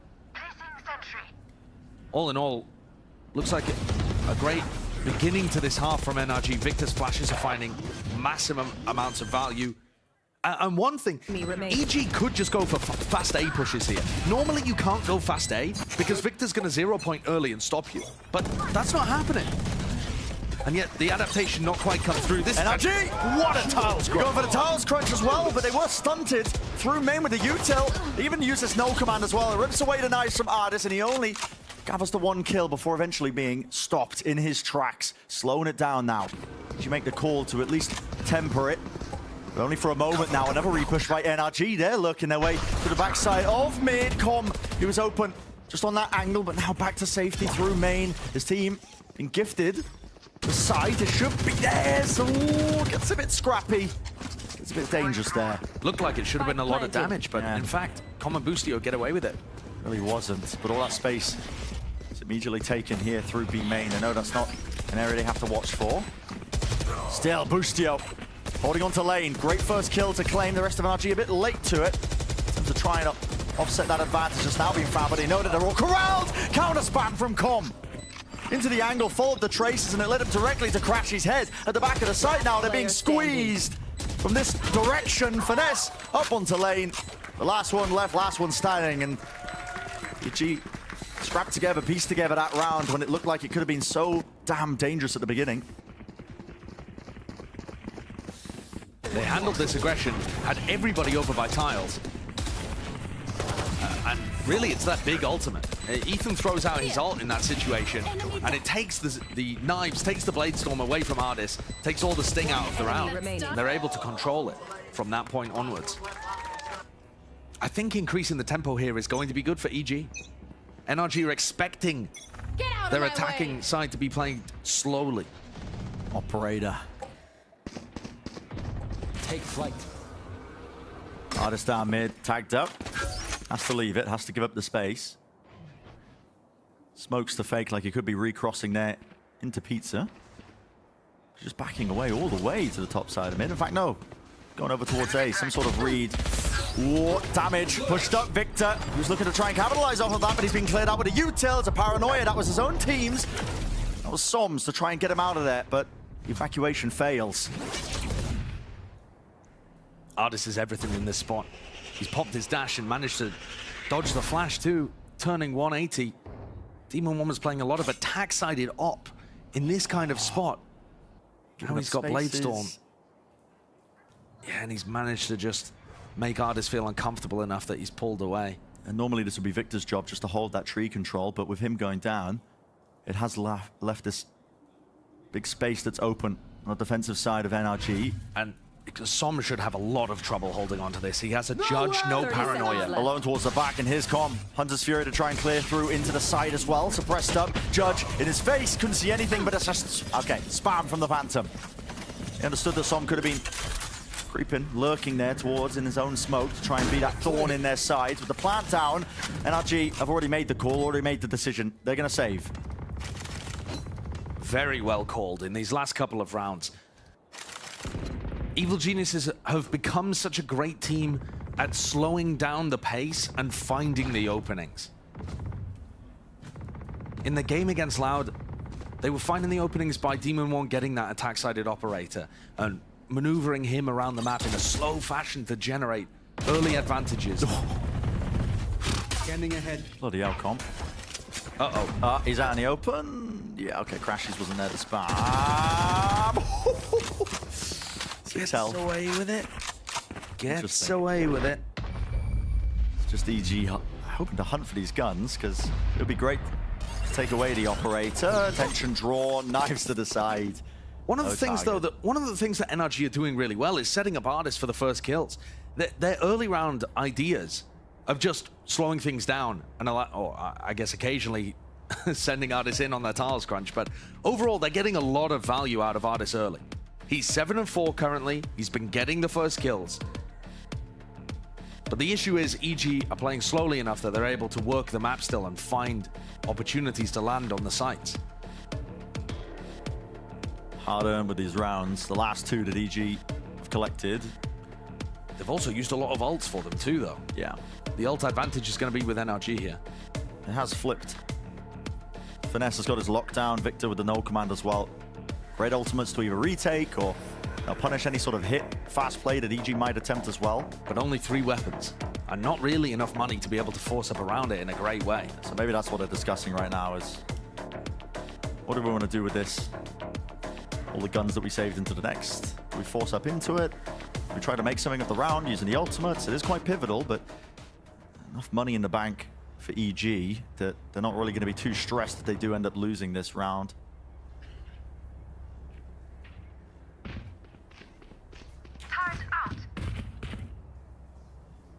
One away from the lockdown of Boostio. Maybe the goal now looking towards B main. See if he can farm up the orb. Get that ult online. Artis looks like he's got a bit of a read on this as well, though. Operator, his sightline locked down towards that B. Just the main spot. This looks like the Leviathan play where they're going to recon dart, flash over. Flash over. EG doing really good job. I mean, nobody's getting caught out of position there. But they're hoping that they react into Artis. Remember last time where Artis went down mid and they ended up reacting into B? That's what they're hoping is going to happen here. And instead, EG, they just hit the brakes. Nobody moves anywhere. Yeah. No containment. Full containment. Absorbing utility. Common angle. Bullets rain through. Artis is hoping for a chance to jump spot. Not able to break the nanoswarm in time. He's being chased with the bullets as well. He's going to have to reposition. And Demon 1 has lurked deep here. Player to his side. Does he expect it? Is there going to be that clearance? So slow. 50 seconds on the mark. I'm not really feeling that pressure. It's not Artis, though, that really has to be worried about this. It's Finesse. He was here early at the beginning with Victor. Victor moved away. Presumably, though I didn't catch it, the turret was on top of Switch. With how slow this is going. I mean, they've got to anticipate Finesse being deep on back site right now. Does Demon 1 even think to clear this? Left. He's been here for so long. He's just the lurker. Yeah. Everyone else on EG is heading towards A. Grouped up into A, clearance into Y now, smoke in their face. Dart, the nade, everything, but you have to battle through if you're EG, and the late lurk, it's been caught, it's been catched. Okay, EG, somehow, they make it work. In the scramble that was that round. 10 seconds left. The fight gets taken. It's Ethan who is the victor, but for how much longer? He's up against 2. They are healthy. Has to play a close corner, hoping that they don't clear the site properly together. It's really going to be the sole chance he has. Split up Artis onto the heaven spot. They drop down here. Mate, yeah, okay. The shot there to hide his footstep as he was dropping down to take that fight. Well understood. NRG had 3 players on the A side to try and stop that hit from coming through. And Finesse was Team extraordinarily patient to deal with Demon 1. Remember, it was Finesse on Viper on the first map, who was also on Demon 1 watching duty. Up at 3 AM at the witching hour, looking out for the demons. Making sure that they can't get lurks on you. I mean, they have a very good understanding of how he wants to play on this map on the attack side. I would like to see them put an op in his hands. They've got the money for it, but they're not going for the strategy that worked incredibly well against Loud. Still with a rifle. And he's really, I mean, slow crawl to the beginning of the rounds from EG. It's just not pulling enough utility out of NRG. They're not feeling pressured. I mean, when that hit was dropping down in that last round, down to like the final 30 seconds, they had a paranoia, they had a nade, they had a dart. Smokes as well to push them back. This time, everybody on EG, apart from Jorgamo, is grouped up in mid. Artis is on an extremely deep line with the AWP. This is so risky. I mean, you don't know where a KJ player could be lurking on either side. There's lots of possibilities where Boostio could be playing this. Is he looking to re-clear it himself? Boostio's a very confident player. He's He does together. have comm with him, though. It's This Dart. recon dart play could be so good. Dark jump spot, though, it's too wide. Shot landed by Artis. Collection there of the kill. NRG might be left scrambling. It's up to Heroics, and it's not enough for any chance of just trying to get through that. Tree control for Victor, jump spot from Som. Sees the opposition, knows exactly where this one's landing in the slow beginnings to these rounds. Again, just to reiterate the same point I was bringing up, not doing enough here to find those chances, the openings, and when it does get slowed down to the final few seconds, they're not even drawing out enough utility. 30 Yeah, seconds EG left. need a tempo shift here. The slow play may have worked against previous opponents when you're able to, you know, insta-kill somebody that goes for that info peak. But at the moment, you know, Crashies just drones Ardis onto a deep angle, and that's it. They have Ardis set up in a way that EG really struggled to punish. And like you said, Brent, 10 they still seconds had... left. They were in a 5v2 and they still had nade, they still have paranoia, they still have tons of utility that's going to be excellent at stopping hits from coming through. I'd like to see EG threaten some kind of fast A hit to drag out utility early. Threaten an A split. Giacomo gets away with his life there. It wouldn't have made too much difference anyway. The economy is still in an all-right spot for EG. They could have afforded to lose one more rifle, but not too much. Victor here chooses an off angle that's even more off than the usual off angle. And that nets him those two. Yeah. They're expecting him to be tucked into that corner, over towards tree perhaps. Holding and taking the duel. And the confidence is there for Victor as a player. And Ardis on top of it has been set up consistently. I mean, I believe 4-0 so far in terms of the first kills on this map. And this is why I was talking about in the previous round. Where's the attacking operator from Demon 1? He's been playing much more like a lurker at the moment. He's not going hard entry for them. We saw on one of those rounds he was actually in mid with the other 4 players hitting the A site. The attacking op was generating him so many early picks, and now they don't have the economy for it. They did in the prior round. They could have started a snowball, but they didn't opt for that for whatever reason. Maybe they're scared that NRG has an answer already cooked up. This has been a surprisingly quiet game from the star player. It really has. And I don't think all of it's because NRG are shutting him down. I think NRG are very aware of him playing that slow, lurky style. But if EG empowered Demon 1 to hit the sights a bit more, I think they'd still get a lot of value out of this young star. Deep breath. Looking towards round 9. Can EG put something else together? Any more rounds they could claim? Shock dart is going to be landing into the bottom section of mid. Ardis has already taken up that space. It's a flash. Dodge. Triple face step. He's got his teammates as well. The holders back. And Demon 1 just walks right into the angle. Anticipating it to be clear. And he's removed early in that jet head-to-head. Really well done there by NRG, but again, they can commit 3 players to mid at the start there because they're not worried about any fast hits from EG. The pace is too readable, and it's giving NRG such freedom with what they can do on the defense. Getting away with murder. Boostio now. Stalks his way forwards into spawn. Angle watch for double face. NRG make the call as well. Ethan was hoping for something. The jiggle spot. Placing alarm bot. It's Crashies as well. Alarm bot down. Knows that Boostio was looked up deep. Turret out. And look at this deep push from Ardis. I mean, he is all the way through B main. Boostio doesn't stand a chance. Ardis has taken over this map. And the way that NRG are setting him up is just so chilled. 10 HP from Jorgamo, looking to do the most into this round. 30 lights up one of the seconds left. targets towards the back, a jump spot. No reveal though from Finesse. Holds a tucked position, he knows his teammates have got it. Full discipline, and they face it all together. 7-2 for NRG, they are looking in prime form. It's a team that has got just a complete read. I mean, Site anchors are not being tested early on in the round. No. Right? Because otherwise you'd be forced to take early fights as Som or Finesse, etc. Here's again another round where 20 seconds are burnt off the clock and Ardis can get into position. that's there. Shock dart. Shock dart, pushing them back. Ardis crawls forward, still holds it. No punish. 7 first kills in 10 rounds. It cannot be stopped. No command ripping through. That's Ethan letting loose still into the side here. Lane being held. The TP forward. Jorgamo is brought down. Another re-peek, another re-swing. It's all enough. So much firepower gliding through the air. It's so easy.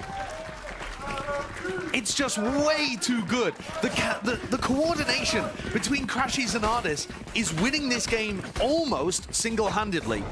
But also, Bren, Crashies should be forced to save recon darts in some of these spots because he should be worried about a fast hit coming out. They're just not worried. You know, there should be some pressure in the first 20 seconds, and there just isn't. And this feels to me like the big read that Chet and Finesse have got on this map is that, yes, EG can be very dangerous on their attack side, but they just don't do enough in the first 20 seconds. They don't have enough fast hits in their range.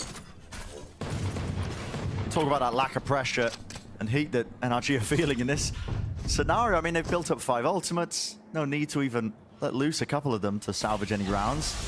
Just been holding up and building up the bank. Sheriff's online. See if EG can let rip a couple of these hand cannons as well, maybe earn themselves a kill or two. But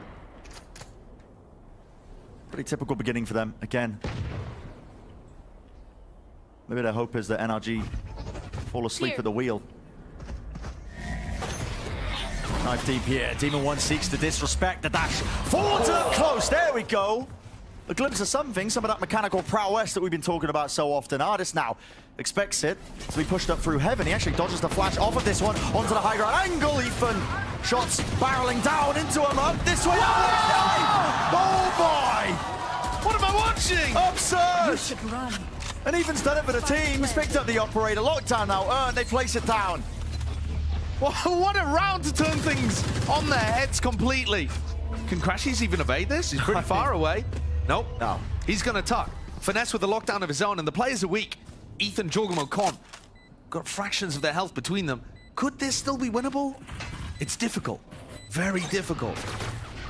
They seek to use it. Got to take care of the turret. Smoke. All revealed. Finesse, okay. There's no time to use the lockdown anymore, Brent. Yeah, there really isn't. You can't use the ultimate for this one. Just got to try and contact it, and Ethan's holding the angle there. Crouched up. 2 players now seeking him. No more time to make the most of the round here. So a thrifty round. That's what EG claim. They get it. One last round as well to get them over that hurdle. One last chance in the first half here of Ascent.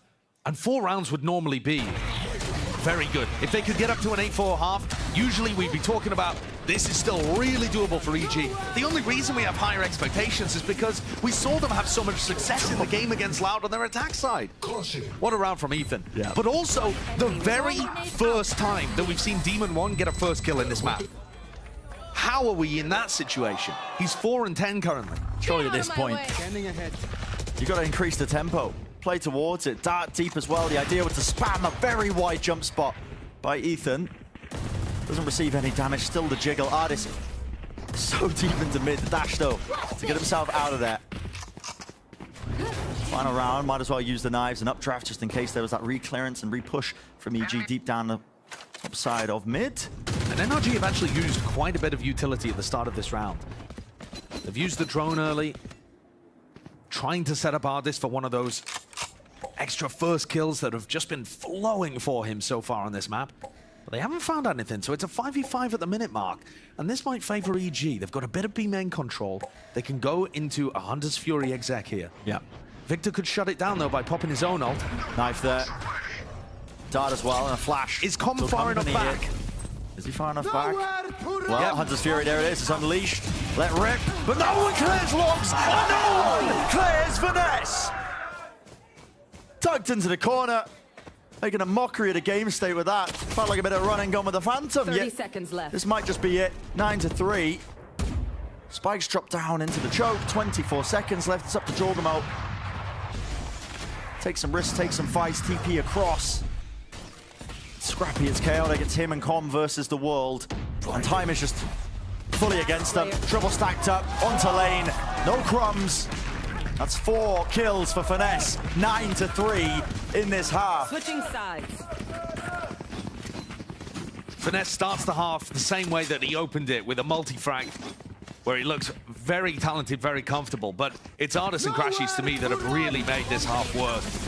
And the read too. I mean, seriously, I talked about it so much, but this read on how EG are playing and the freedom they have in the first 20 to 40 seconds has just utterly dismantled EG's attack side. I mean, it's paved the way for surely rematches tend to favor the team that went down the previous time. I feel like EG had a great idea of what they wanted to do on Haven, and NRG have clearly learned from what EG have been showcasing recently on this map. We're seeing it here. The map picks as well for either team. Yep, flipped on their heads. Opposite directions, assuming NRG can close this one out. Okay, here's some speed, Ethan. He's there. Flash to repeat, just a break in. Well, Artis was waiting. What a read. I mean, just tucking himself into the corner there. Gets one, dashes away. Yep. Sometimes you'll have the Killjoy play in that position, but they don't have a dash to be able to get one and get out. That's his 8th first kill in 13 rounds. He's dominant. He's controlling the game. Taking over. Set themselves up now in a 5v4. Should be an easy hit here. Boostio. He's the only one left here. He's got a Sheriff in his hands. No util. What more can he do? Well, it turns out quite a bit. Great reaction times.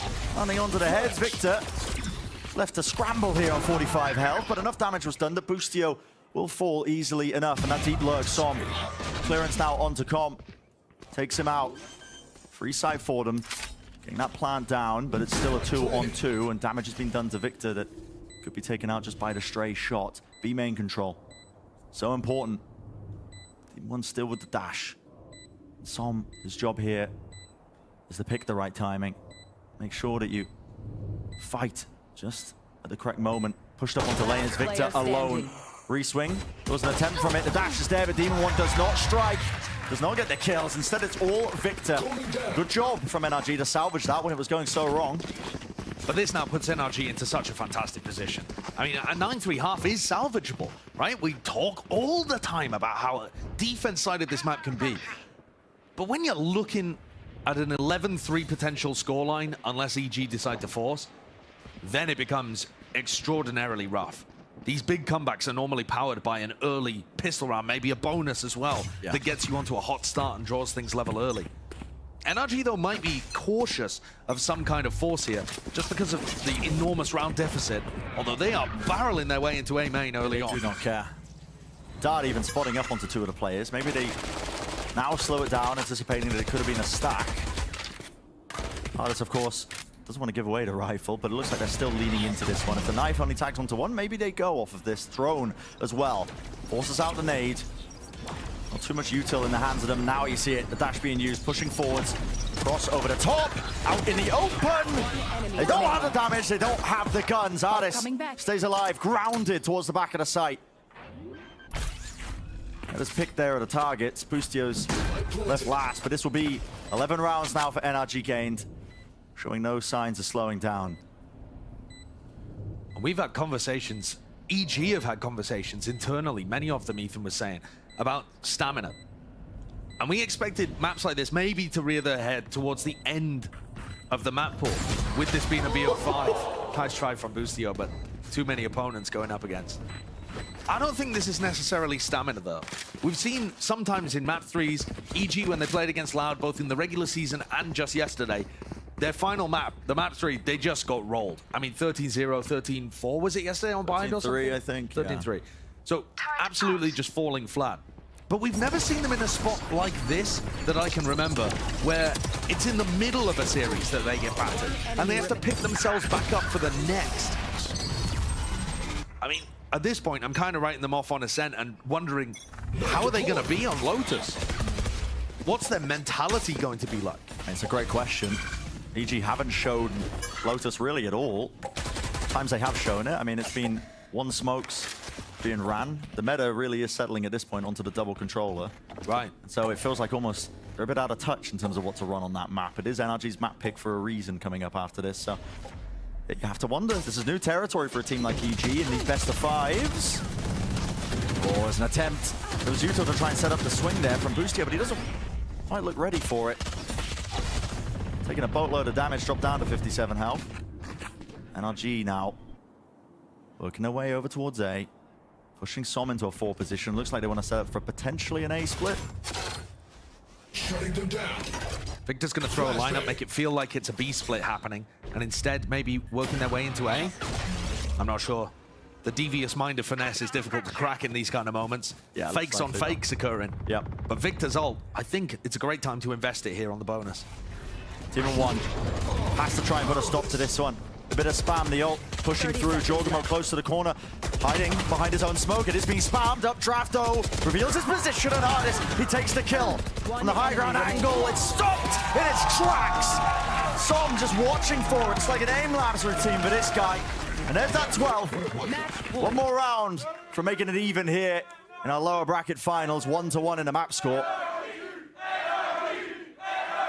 What a shift in momentum as well, Bren. The Des was talking about the idea that with Haven being one to start for EG, they were expecting this to be a 2-0. I mean, I think everyone was expecting Ascent to be an EG win. You can't write this NRG team off, though. They're so good at recovering instantly on maps that look weak for them. But what a momentum shift. If EG were expecting to go 2-0 up and feeling great about it, to now looking like they might be 1-2 down if you're looking ahead. It could just be over in the blink of an eye. Clearance now. No cheeky positions being played by the defense side. Now a deep push out of B main. It's that 1-4 split. NRG seek to try and put an end to this one. Right away, dash over the top of the nade. Paranoia into the back of it through Jenny. Ethan's close in. The smoke needs to be dealt with. Demon 1, he's got his teammates back. Pushing through, he's dealt with Artist, and the spike is in the middle of nowhere. NRG left second guessing themselves maybe for rushing into this one with his deep push from Com onto the flank. Does he get any sort of value? Well, Finesse, he seemed aware of it, but it's Com who wins the fight. Darts on darts, revealing everybody. 2 players to stand against the 5 of EG. Crashy's jump spot, he's low, he's weak. He knows he's being surrounded. Placing sentry. 35 left. EG have no intention 30 seconds left. of letting this round slip away from them. You can see the way they're playing this when they're triple grouped up. Ethan holds close, he's the lowest player, but there's 2 more to receive. Staying alive. And EG managed to get that round by having Ethan playing with a judge inside the smoke, throwing something different in there. Take a look at the replay. Ethan's just running in to take out Victor early. Given how one-sided this game is as well. Perfect. Might have evaded your notice, but I mean, Artist is quietly having one of the best maps of his career. Setting themselves up, what is it, 17 rounds being played. I think he's 9-0 in terms of the first kills. So half of his kills have been first kills in the round. Yeah, it's just ludicrous. Just ludicrous from him. Steps up to the challenge. All the talk about Demon 1. Making it feel almost personal, but Shouldn't have talked about it, Brett. yeah, absolutely cursed him, didn't I? He's hunting for it. That 1 kill, Demon 1's still there. Layers on layers! Spam down! Spike down, Not enough to B. reset to get the 3rd. Finesse puts a stop to it, but now just, again, 2 players left standing here for NRG.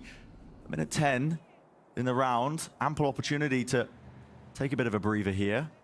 There's a 2v3, and it was always winnable. This is where Crashies and Finesse might be able to pull off something beautiful, but they're going to clash against Ethan and Jorgamo here. Both trying to re-clear. Trying to re-clear. Fight 1 for Jorgamo, though. Takes out the opposition. So they granted one more chance as well to extend this play, but Standing ahead. it's going to take many, many more for any shot of this map. At this point, building confidence as they look into that next one. Enemy remaining. Just seems so unlikely when NRG just have to get 1. We've seen some extremely unlikely comebacks from situations similar to this in the past, but they don't happen often. They are surprising, incredible for that very virtue of being uncommon. Flash dart spam. Demon 1 on the angle to look down mid. A lot of util used by EG. Is the call being made to react into this? It looks likely. All the way forwards. Demon 1 is caught in the trap of Finesse that set this one up. Already barreling their way into the side, but all the positions there, just again, with the guns, the phantoms. Spike planted. Bullets raining down, ping towards logs. They feel like this is a reposition. EG need to get a hold onto this one. It's up to Som. Can he land this kill? Not quite. What a gun that he had in his hand. It's Jorgamo. Defeats his opposite. Standing ahead. Dart from Crashies, lighting up the 1. Have to try and make a play now towards them. Paranoia, clearing them out. Easily done.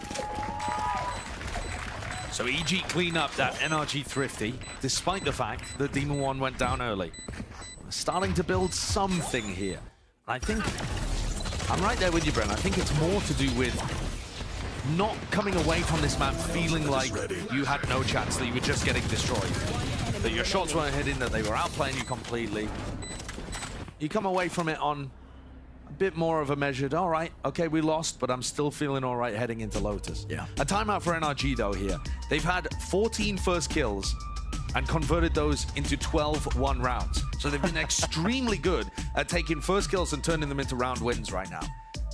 However, nuts. I mean, however, they just lost that one. That was a Thrifty, though. So I think what you're looking for here is the early round is going to decide so much. EG have got massive ultimates to turn around these kind of disadvantaged situations, but so far, it's just been, if Artist can get the first kill for them, most of the time they're converting that round. last time out for NRG. Get it over the hurdle. I know there's danger in this, but also, I mean, the veteran core of NRG have been in scenarios like this. You're not going to let slip scenarios, are you? Surely in maps like this, they've got so much to draw from. Being in positions like this. Benefit to EG, though. They do have tons of ultimates, as we were describing, that they could use to at least get another one going. Maybe break the economy once more. Yeah, I think, actually, if you're NRG, you're looking to burn a lot of these ults out and maybe win a score like 13-8. Yeah. I know that sounds a bit Thinking daft, more long-term. Yeah. but setting up for a very aggressive idea here to get into a retake. So EG are forced to retake with Hunter's Fury lockdown. I think it's a great idea. Who knows, you might win anyway. Yeah, straight up hit towards B. That's what they're setting up for. Some might also look to teleport into the back of the site. Paranoia, exchange on either side actually. Clears it all the way through. There's a knife and a dart through the back. Now a Hunter's Fury. Come on. Using the ult, offloading it. So many targets to choose and pick from, but only one was revealed to him. And he thought that they were already scurrying over towards tiles. Ethan picks up the spot, picks up the space, reload, he hears it, granted the kill, flash through the smoke, trying to get back out of there. Full blinds the rest of NRG as well, as they scatter a little.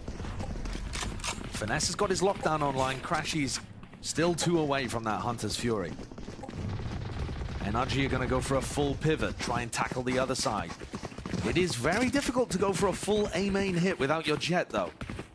So I would expect NRG to want to take some mid presence. It's not the case. No. All NRG 4 head into Gelato. all the way through into main. At any point, this area could have been compromised by EG with a deep push. You almost need to contact this, I feel, into the site and all just be holding angles for each other. You don't really have a way of bursting out. But that is going to be very difficult to contact in against Demon One's AWP. You should run. It's pinged out, so they know he was holding that particular spot. They're going to use the lockdown. It's committed.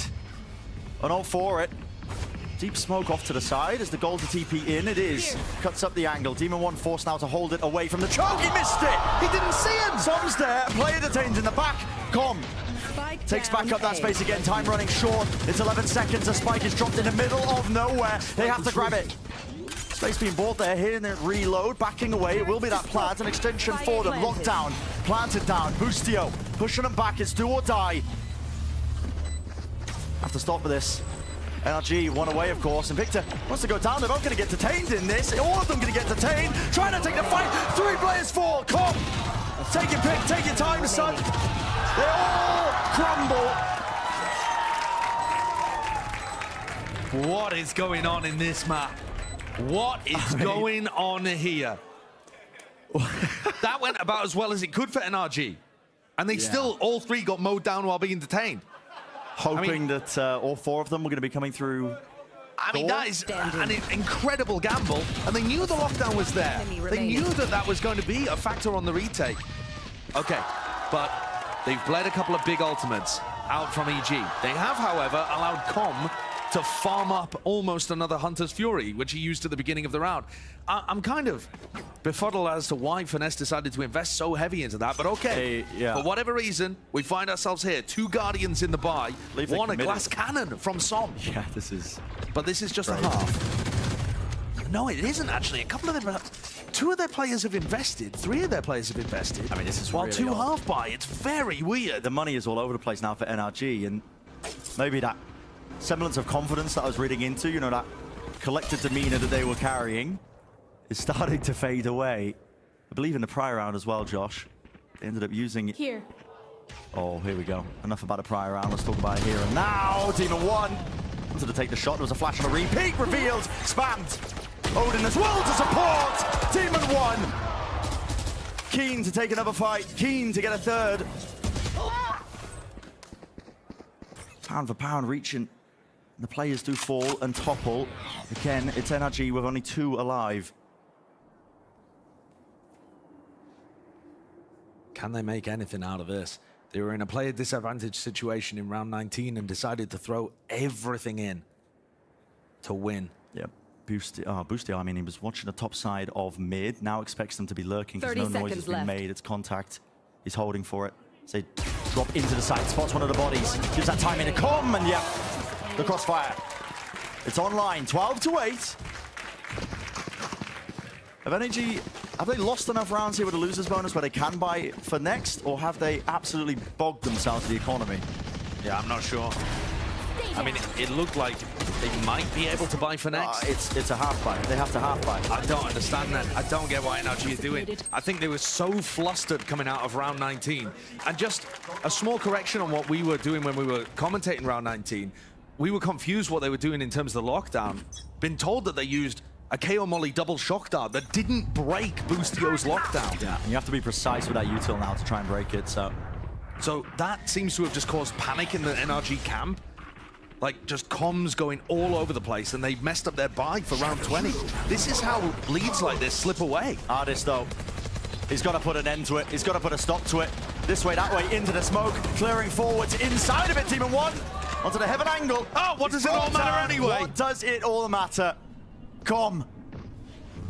Across heaven. Player standing. Snaps to Ardis, but he's going to be returned with the fire. The trade was there from Som, left up to Ethan. Has the ult, does not want to let it rip. They don't know he's here yet, but it's a TP all the way back, giving that information. Castle, triple face, there we go. Region that is running it. Yeah, Solo Controller has a really bad non-mirror win rate on Lotus. EG, they've only run it once. It was in week 6. They've only played Lotus once this split. They destroyed MIBR. But MIBR was also at the time playing very poor Valorant. Yeah. So all expectations here are for NRG to come out sailing with this map win. But so far, expectations have been flipped on their head. Both teams' map picks have gone the other way. If you looked at the prior matchup too, they've all gone in the opposite direction. Spike drop. See how this one goes. Quick tap there with a spike. Victor was all the way into B, seeing if he can bait out the util. An attempt to flip back in. Com is blind. Nanoswarm helping him, but NRG Swarm taking those angles. So Nanoswarm gets a second. What is going on here? Players just falling straight to the floor. They're not going to be any more. Ethan around the side. Demon 1 trying to strike here, but with 10 health. Doesn't have the resources to work with, but he's got the bullets certainly. It's going to have to be accuracy. A shot to the head. Can't react in time. Low enough that a single shot from Ardis brings him down. A pistol round for NRG going their way. Bizarre way for Boostio to grab a couple of kills there with the nanoswarms, but there you go. NRG showcasing an interesting way. Honestly, everything that they were doing on this map was lovely. They had stolen strategies from Cloud9 and were using them against them wonderfully. The variety of walls that they throw, the way that they were taking A control, the pivots into B, the reacts into C. NRG have really fleshed out their pool on this map, their strat book. And a lot of it comes down to how selfless Victor is able to be on the Neon. And we've seen from this team in the past when they used to run the Neon on maps like, Oh yeah, like Haven, for example. Haven at times. He's just down to go. Yeah. He's down to play whatever his team needs of him as well. Always thought that was a great strength for Victor. It's been showcased throughout this series. Map 1 playing Killjoy, Map 2 on KO, now on the primary duelist of the Neon. And it is very sacrificial, but if he gets fired up as well, starts winning those duels, his team right behind him. This is interesting all the way through. No one watching the main position. Boostio, hard time of it with the jumping around, but he still lands 2. Brings them down as well. Crashes left to contain. He does hold the one extremity. Planted. Demon 1 with only a classic, not likely to get too much done here. Should be a cleanup for NRG in this round. Busio, though, still looking dangerous with that Sheriff, wasn't he? 2K in both of these rounds. Means he's going to have that lockdown ticking forwards. Does not really look like there's too much danger here, but Con may be playing for some kind of exit. Definitely don't want to be saving the pistol. That's for sure. Could be right behind the turret here. I mean, he's only got 6 HP as well. He's taking a duel with the turret right now. Should just go down, and that's the cleanup happening. Again, if you look back to the last time that these two teams played, there were 3 maps. You had Haven, you had a Split, you had Ascent. We haven't seen Split just yet, but with this being a BO5, you also get Lotus and Pearl in there. 2 maps that we really have no idea how these two teams are going to interact on. But for both of those maps, EG haven't played them since week 6. I'm going to take a tech pause here as well. Yeah, it's an interesting point to bring up as well. You expected, maps, when you think of rematches between teams, usually favor towards the losing team as well, because they can learn from those losses. And yeah, the maps have been flipped right around from the usual expectations. Here, heading into Lotus. Great start for NRG. I mean, we touched on it ever so slightly with the compositions as well, but just to, really drag out this this talk a bit more. We've got the double controller comp. The theory behind it being Lotus so attack-sided that you shore up your defenses by running a really defense-sided combination as well. The smokes to try and choke out any attackers. I mean, it's not just that too, but you also get to obscure so many different areas around the map. You can set up the Viper into lurk spots. You can deny a ton of information. And really, Lotus is set up where the defenders can't actually take too much room. Okay, you lose A as the defense side. Are you going to be pushing Mound, pushing B? It gets awkward in those spots. You will see teams do it, especially with the Neon comps that can more quickly rotate on the defense side. Yeah. But the theory behind the double initiator is that you've got really good ways of setting Demon 1 up with the breach and good information coming out from Ethan too. But I don't think the info is going to be enough. NRG are going to get spike plants down very consistently, I think, with this comp. It'll feel like it. Well, head back into the action. Short tech pause. Now we see if NRG take another one here. It's going to be a true bonus round, so no investment up to buy around those rifles they've got. Artists are sticking with the Ghost. And a swarm over the top there. That's to clear away the position in case Demon 1 was posted onto the corner. It's a stun to try and push them back. I mean, look at that. It's a trap play off the tap onto the orb. And instantly, they tap it and run on, and they're already on A. Yeah, it's a disengagement. Through, all the way back. They spotted Ethan onto the corner. It's going to be pinged out now, moving forwards. Flash doesn't actually connect onto anyone at all. Doesn't do anything to push them back. Stuns now, rattled all the way through. Victor into the back. Ethan! I mean, that's just pure blind fire. Yeah. He hears the glide, he hears the slide. Right through the smoke, lands the shots anyway. So we are left in this 4v4, but with the spike planted, EG now forced to try and retake into this. And they're all coming from a similar direction. This is where the initiator utility has to be key. An attempt here. Pop flash play around the back there. Crashes. Didn't quite anticipate it was going to be pushed. So they all survive. Artis close to the corner with the Ghost. I spoke too soon. Not all surviving. Picks up the gun. 2 bullets though. Not enough to get the job done.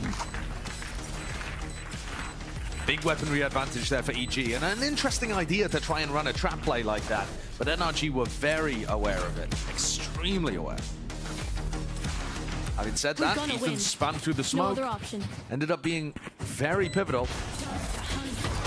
And this, I think, is what you're going to see a lot of. Using Trailblazer, using flashes to try and make a retake happen. A ton of this might end up just coming down to post-plant situations. Yeah. Finesse has been favoring this wall that goes over towards B. Here. We saw Boostio put his turret in front of it for some info in the previous round, but now EG are fighting over A control instead. Different directions on opposite sides. Same Nano Swarm. Boostio playing all the way back. There's a Judge.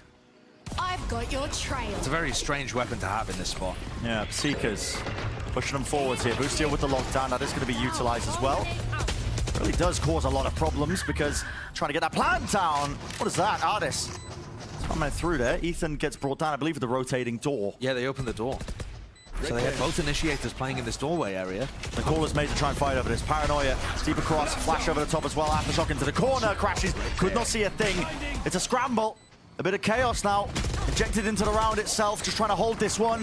Jogamo with the defuse, Boostio. He's taking point with the judge. 2 players left standing, but they do stop the defuse. Did they get half in time? I didn't quite get my eyes on it. Not sure how much time is being bought. Spraying it down all the way through. Demon 1 collects, and plenty of time in the bank. All the kills collected with 3 under Demon 1's belt himself. He'll steal away that defuse as well. And there you see the value of the breach utility. I mean, Com's got some very specific breach flash positions to blind the players at Mound. And while he distracts, Demon 1 went on a long flank.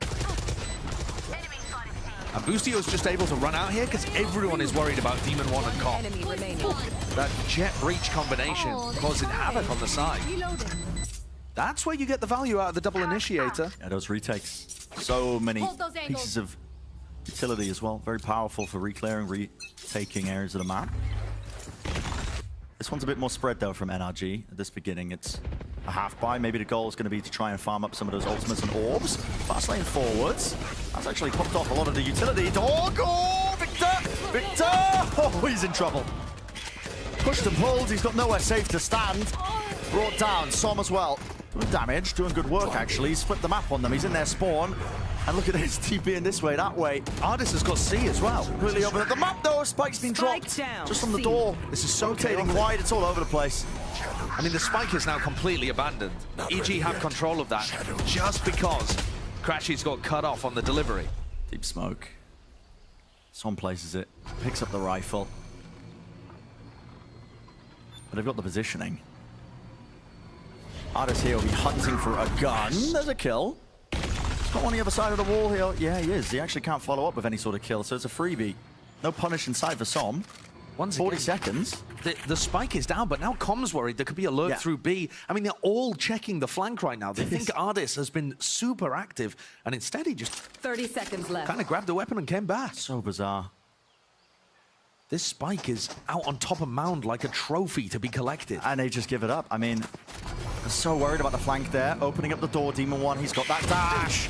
Takes a fight, a lot of damage done. Ardis, he's low with the rifle, but he still plays it aggressively. Forwards now, it's a 2v2 rolling thunder. Doesn't connect. Ardis, he needs to try and hold them off, and he just can't do it. Didn't adjust the crosshair placement. EG, they invest heavily. It was shaky, but they do win the round.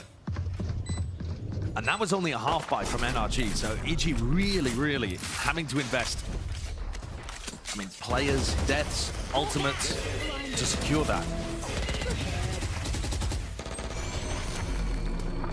You see the chaos and the carnage. That kill, though, really being the one that secures it, I think, in my opinion. Jorgamo cutting off Crashies from delivering the spike to the C players. NRG are going to take a timeout here. I don't know whether this is to readdress some early kind of tendencies that they want to play with, or to call a specific strat.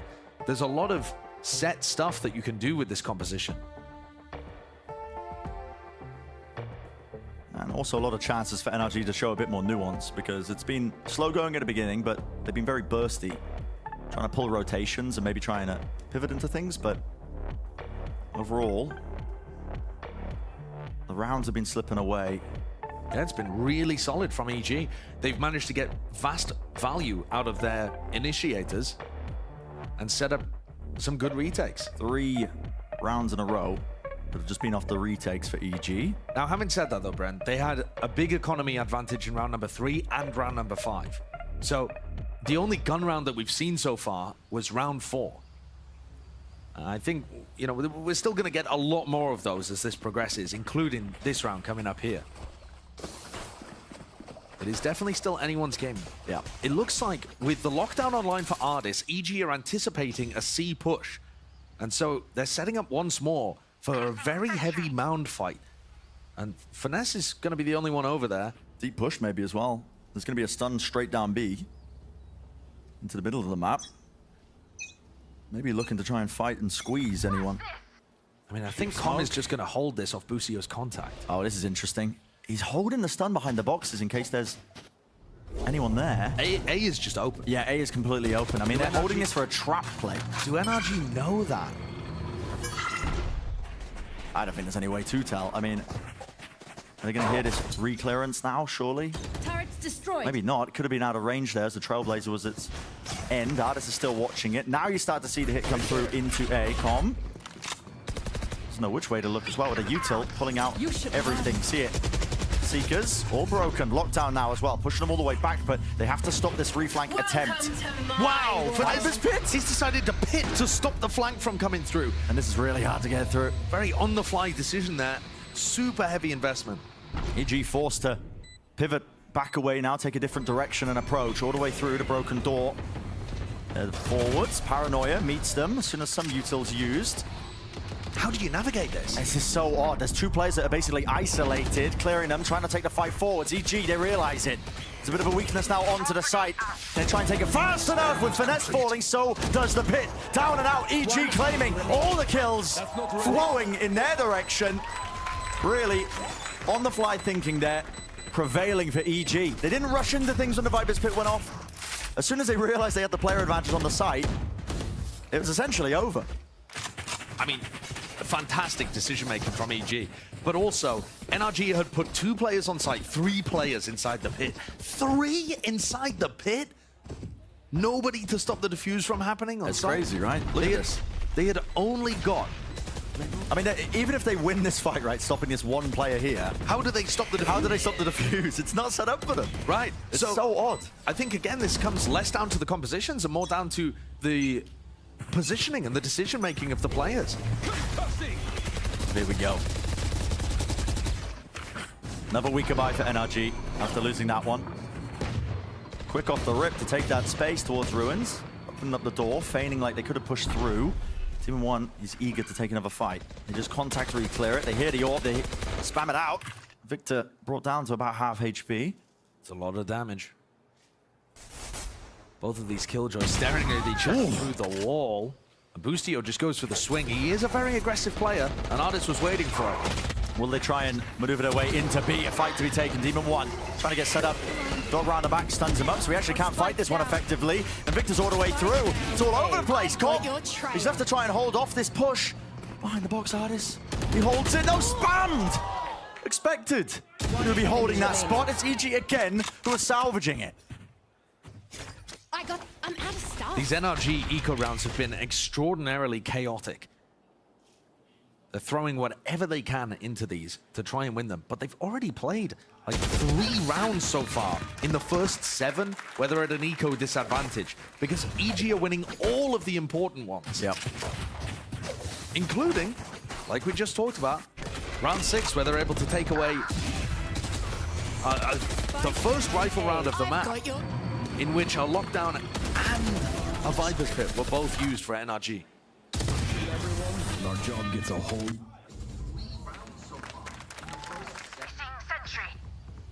Great lead for EG. Watch them falter. Even when it comes to the map score, and this was a map where, by our expectations, we were expecting the opposite kind of scoreline, but All expectations have been flipped in this match. exactly. Part of the course, hasn't it? In this lower bracket finals, best of 5, anything can happen. Heavy group up from NRG. Now starting to re-clear towards Mount Jorgamo. Fight taken. Teleport to disengage. A lot of damage done on the side of Boostio. Has to back away to receive a heal, so he gives up that space. NRG didn't fight for a rubble control early in this round, and they're not using the Viper wall that helps them take control over there either. They haven't even been using the Viper orb that helps them take a control at this point in the round. No Trailblazer, they're just forced to contact through. Demon 1 is opping. And that's why that gets dangerous. Slowly walking into the sight line, no util being used. I mean, Demon 1 will take that any day of the week. Orb to push back that angle, but maybe now starting to flip the switch. Yep, there we go. Door rotates, Demon 1 wants to strike, he wants to take the fight. Flick to the side. Doesn't land it.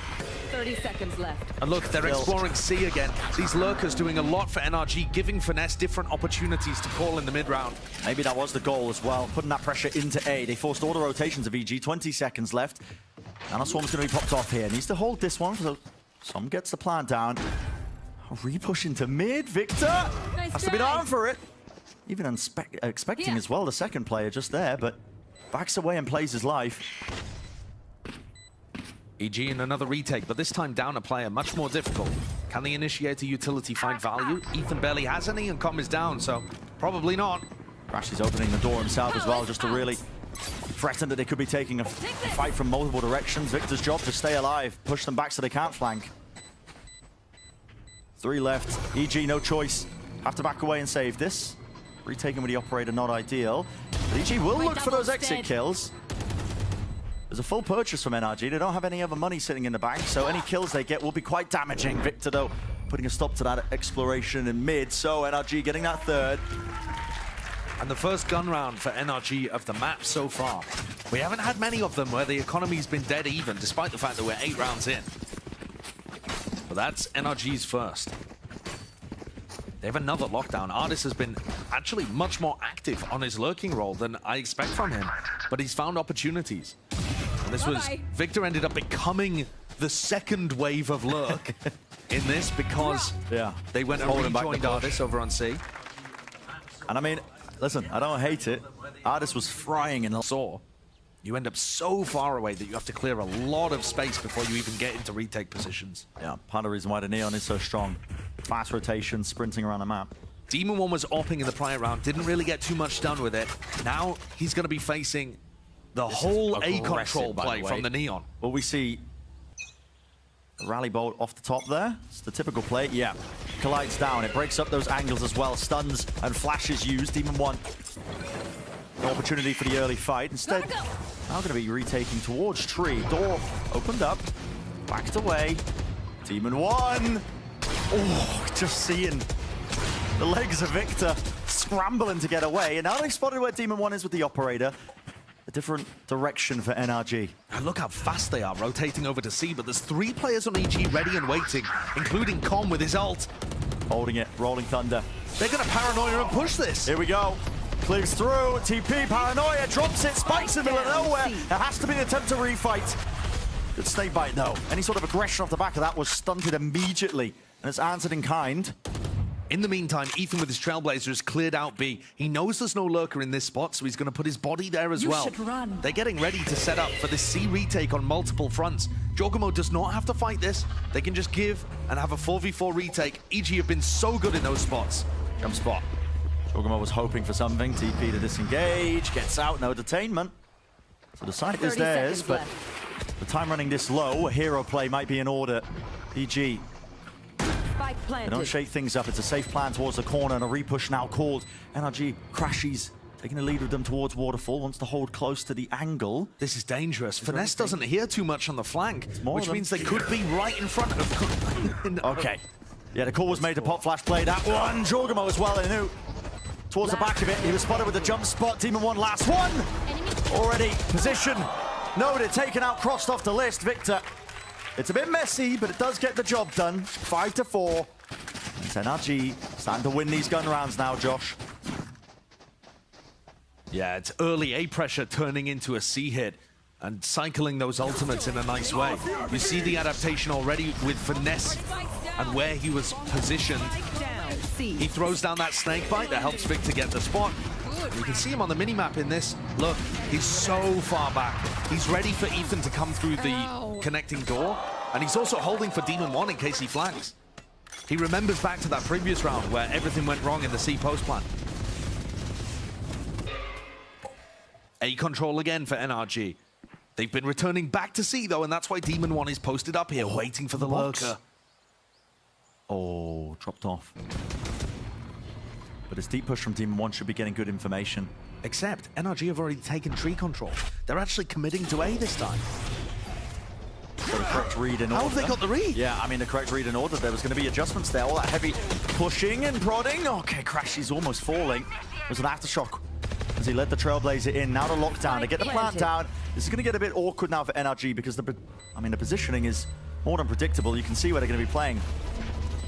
Towards Tree. Will there be an attempt to refight into this one? Again, Trailblazer rips his way through. Paranoia now close to the corner. Holding for it, flashing as well. Finesse tried to operate off of instinct and no one is there to fight back. I mean, Com just sticks it the entire time while all that was happening. Serious flashbacks, Bren, of that Viper's pit round over towards A, where NRG have way too many players off the site. EG's finding value on the retake just by using their initiator utility to push NRG away. And the sheer threat of the retake is almost scarier. So NRG get the spike down once again and EG win the round. It's 6-4 in the lead for the team running one controller on this map. Like I said earlier, single controller comps, they have just not been winning on Lotus.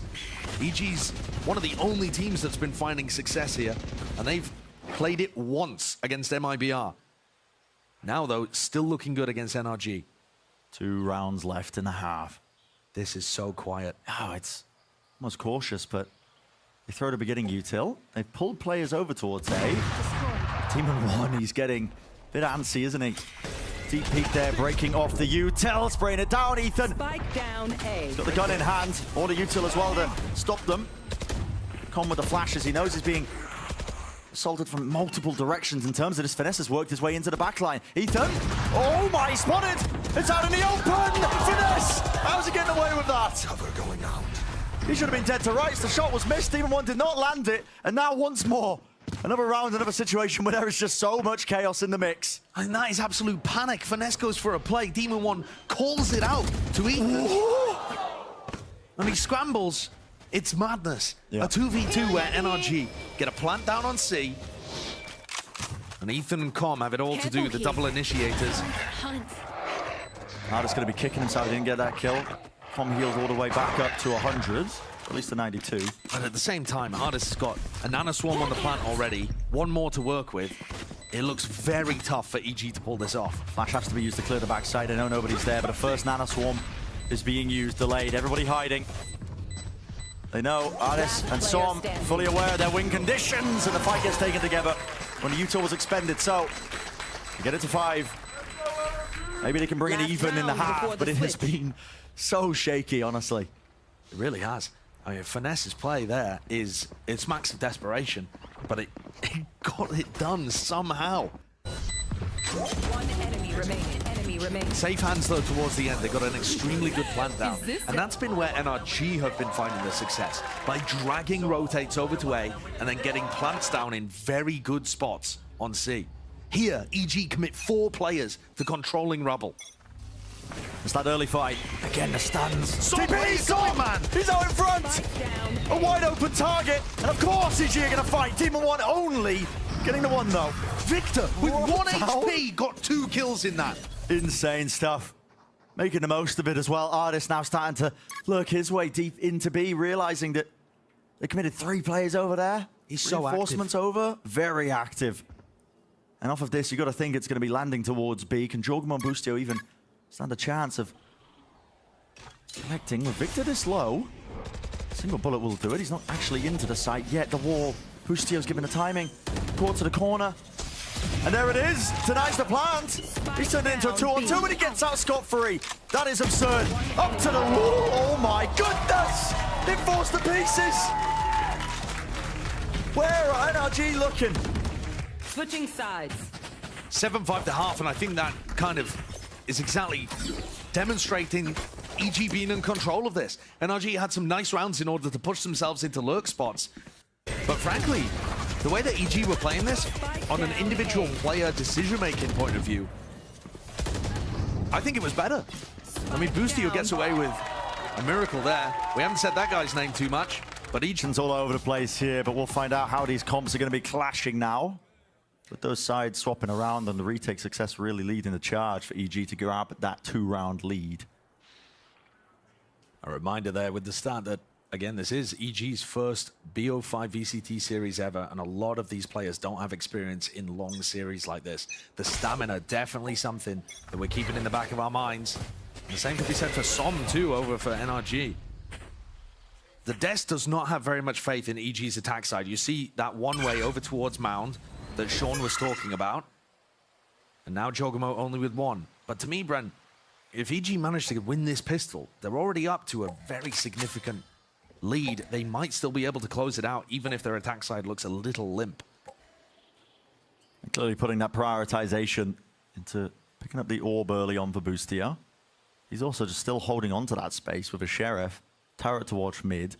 So they know that nobody's been pushed out of those avenues. Trailblazer used. Did it spot anybody? Yes, Yeah, there you go. Sees 3 people over there. So now the question is, how do they disguise where they're going?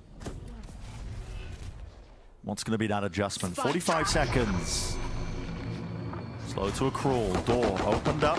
Trailblazer used, trying to break it now. Well timed at that. Storm's going to be stunned up.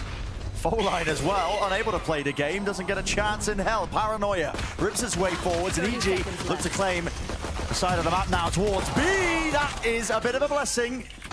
Som as well.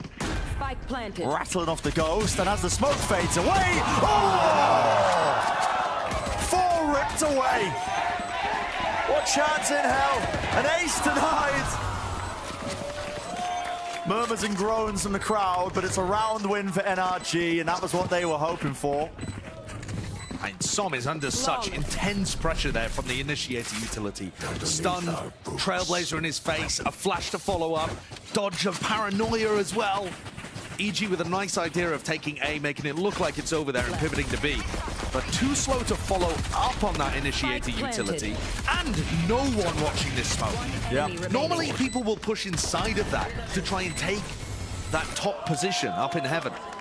And yet EG weren't even thinking about it. They're more worried about fending off the neon towards the breakable door. And as much as I was saying EG had chances if they win the pistol, maybe that was a must win. NRG look like they're going to get ready to tie this one up. And then it's going to be a very tough attack side for EG from here on out. Early presence there. Moving all the way around, EG taking control of C, and again, it's the orbs. Funneling them into Boostio, making sure that they can try and build up to that lockdown. Poison's off. Probably going to be a key tool that they use to take these sites. Has been watched for. Victor's there with util. Door rotating as well. Contacting in from Ethan. He got very deep there. Alarm bot spotting as well. So Boostio. Surprise claim for Ardis. 1 kill going his way. Toxins going up. Could be quite simple in theory. Stun to set them up onto the corner. Another one to follow through. Demon 1 is there. Still alive, but I think inside the snake bite. Not for much longer here. Victor wrapping around. He's got to know that players are swarming towards the back section of it. He's completely flipped around the positioning and blinded up. Great flash and setup. 4 players surviving here for NRG, so 7-7 being that scoreline. One of the things that was really hurting EG last time these two teams faced, although they won the series, they didn't win a pistol. That's now the 4th pistol round in a row for NRG. So this same issue is rearing its head, and those issues are only going to get compounded in a long series like this. Of course, nothing EG can do about it now, but the score is level at 7-7. And they need gun rounds to win out. This one they have an economy advantage in. They need to generate this into a round win. No big ultimates. Boys, the risk there of letting the map slip away from them. Maybe that inexperience in these best of 5s starting to showcase. Jorgamo has to tuck. Deep stuns. I mean, Jorgamo, he's so close here. He's got his util up. Precisely the wrong time for that. But how could he know? Ardis swinging with the rest of his team. They've already brought down one of the players at the extremities. This is looking primed for a bonus win. Taking the back of the site here, Boostio. It's expected. Finesse. The jump spot. Knowing that the util was used to push them deep into the back of the site here. What do EG intend to do with this? Ardis got the rifle. 2 players to try and meet him. Sprayed and spammed. And there's the setup. There was at least a flash, but Victor's already through into the back, and they know where the last player is. It's Com. He hunted down Ardis. The reposition here, but should just be an easy defuse, shouldn't it? As long as somebody gets on. Yeah, there it is. Som finally gets started with it. The aftershock too far away to cause any sort of problems. That is a bonus round win for NRG. Momentum on their side now. Gun upgrades picked up. The economy starting to flourish. And Jorgamo got completely flushed out. I mean, he was getting pressured by those 3 players pushing rubble, got stuck in this corner, and then picked off by Ardis as he's trying to smoke for the rest of his team. He feels like he needs to smoke there because he wants his team to react. There's 3 players pushing A, he wants them to react into C, but he needs to smoke for them. There's only 1 player that can provide that utility for the team.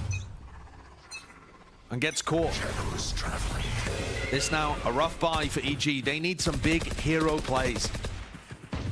Throughout this playoff run, where they've been dismantling teams, we've been looking to Demon One, Ethan for huge moments. Con with the clutches, Jorgo and Boostio to have value in tough anchor positions. They need the hero plays now. All eyes on Demon One to set something up, but he's alone. He's being isolated as well, pushed into that lurking role once more. The rest of his team, 4 of them grouped up towards A. Now, some could be in a bit of trouble here. Is there anything to bail it out? Oh, boy. Yep, TP out in the open. There was no wall up in time. He is taken out. But 1 kill doesn't really necessitate a push off of it. EG happy to slow this one, and there it is. There's that lurk position of Demon One. Planting the seeds of it. Finally reaping the rewards. 35 seconds, though. There needs to be an attempt now towards some of the sites. The door was broken. They slow it down for just a little bit. Finesse now. Oh, he's taken back up onto the space, and it's out in the open with the rifle. He knows it's going to be that re-swing spam onto that corner. Demon One lands a shot and has the confidence to take it. With 20 seconds left, it should be that easy plant. Victor, the last one left. Now he's got almost 7K in the bank. He might as well make a go of it, but he's got so much to clear here. I'm out of here. Turret there. Sees him. Is he going to try and break the timing? Glides through. Expecting a second. Takes his adjustment and his aim away for just 1 period of time. Demon One thinks there's going to be another repush as well, but everybody's scattered here. EG playing split apart, separated. Jiggle peek from heaven. Ethan gathering that. And as well, there's going to be the collapse from the rest of them. It's a great try from Victor in the clutch, but that's what I'm talking about. EG need rounds like that, where they're disadvantaged, but they pull through anyway. See ya. We haven't talked about Demon One very much in this game. This has been a very quiet match for him. That's not ready. But that round gets a lot of value out of the Guardian. If he can start heating up, this could be an extremely different series. The benefit for EG winning that one. The money disadvantage. They didn't actually use any ults. They built it all the way up. Now the operator in play here for Victor. He skirted away around to the side and nobody expected it. Still alive. Fast lane to try and evacuate. Sprinting out of there. As well as that, the dog to cover. Stun did connect. Ethan, he's got the Seekers. He looked like he wanted to just let it rip and try and pivot and play off of it, but no, they back away. What a decision to go for the operator there. We saw them go for that C push a couple of times against C9. Never really worked for them, but this time generates that first kill. Normally, your Neon would be the one rotating really heavily, trying to back up other players based on the info that EG give you. Instead, it looks like Victor's just going to be hard anchoring, so this does put an extremely unusual twist on things. That's really odd, isn't it? EG's attempt is to try and pull players over for the A rotation. They break the door, open up the rotating one, throwing in a bit of a fault line into the mix as well, just to really sell this, but it has pulled players deep towards the front side of B. Trying to find the one-way there, some struggling. I'm looking at Victor as well. He's still got that operator onto the C angle. Seeker's in his face. He has to break 30 that. seconds left. Push and pull, 27 seconds left. Door rotating again. This will be landing towards A, and they've got the perfect ult for it. They've read it. Yep, lockdown. It's going to be pushing them all the way back. Ardis is there. Here's that plant now. That's, ooh, just not quite with the gun. Wow. Stinger. One so bullet low. away. Players push back this way, that way. Now NRG are really going to be tested. How do they play this retake with the players here? Now the Rolling Thunder as a tap onto it. Should set up for an easy kill. Flash forwards and a kill. There, crashes. Be the first to drop. Damage being done. Oh, it's close. And just spams, knowing that there's somebody going to be caught there. Stand up once more, striking back. A nice try by Ethan. Almost landing that spray transfer at the tail end of the round, but NRG, they had the push and pull. They knew exactly where EG were landing, and that ult was really the death blow. Hey, that's a ridiculous round that NRG have pulled out there. It really is. I mean, they are working with an extremely unusual buy. I mean, they have an op, and then a couple of their other players have, you know, Artis is working with a stinger. The economy's in such an unusual spot, and yet they answer that Thrifty back instantly with one of their own. And you're right, the way that they just shepherded everyone on EG towards A, and then had a lockdown ready for it with 25 seconds left. Definitely a difficult round for EG to call. You can see the struggles that they're working with here. And Potter's going to take a timeout, talk to them about how they want to close this map out. It's still quite far away, to be honest. Barely in the beginnings of this last half. Yeah, it's such a tough task ahead of them, though. And they take this timeout with the breather, but now they have to worry about this operator that's in the mix. Right. It's the extra element. Can't really contact into as many areas anymore. You have to really spend a utility to claim that space early on. And with a map as wide as Lotus, that can be really challenging. You're not going to have that util then to try and take sides. Definitely, especially when the initiator utility isn't as refreshable as something like a Viper wall, where it just goes up and down all round. On top of all of that, Bren, it doesn't have to be Victor that ops. They could give that to Artis at some point in this half. And that would still get a lot of value whilst allowing Victor to rotate around. Victor will be still opping him, and he's got the overdrive in his back pocket, so he's not worried about not having... But what does he do here? Is he supposed to throw the stun, or does he get onto the line with the op? Go, go, go. I don't know. Yeah, looks like he's just setting himself up there with a sprint, stun, backs away. So this does fake almost like, okay, well, if they're going to be using that stun, he's probably not holding it with an operator, and he's immediately changed position. But he doesn't get onto early op lines. And that, I think, is the big disadvantage of having your Neon be the operator player. No way they push this. I mean... Lucio's tucked in the corner, but they know he's here now. It's broken. Oh, they spotted him. Nana Swarm. Victor! That is so damn cold. Holds his ground, even with the Nana Swarm just picking him apart, breaking him down. That's a lovely kill to collect, isn't it? Left up to once more. Those heavy hitters of EG, Demon 1 with the knives out. Spike though, stun, dog. Down through into the back of the site, making sure that they clear most of this one, but no one's actually following up. Instead, they're making their way towards B. Jorgamo TP's forwards. Demon 1 tries to follow up. He's shut down. Straight in the air. Knives getting nothing done. And the crossfire is very nice there on the B site. There's no Viper wall to split it up from EG. They can't afford the extra smokes. And this is now Anarchy. With 30 seconds remaining, the two players starting to rotate around. Finesse. He's watched it though. Spice dropped. Com nowhere near him. Doing his best to hold on to the weaponry. Denied even that luxury. 10-8 NRG. I've got a tremendous read now on the defensive side of this map. Yeah, the operator too. All of this plays into the fact that EG only have one smoke to work with. Som is able to play at breakable door. They're not using that B wall that's become so favored. The op has so many different sightlines that they can play in because so little is getting smoked.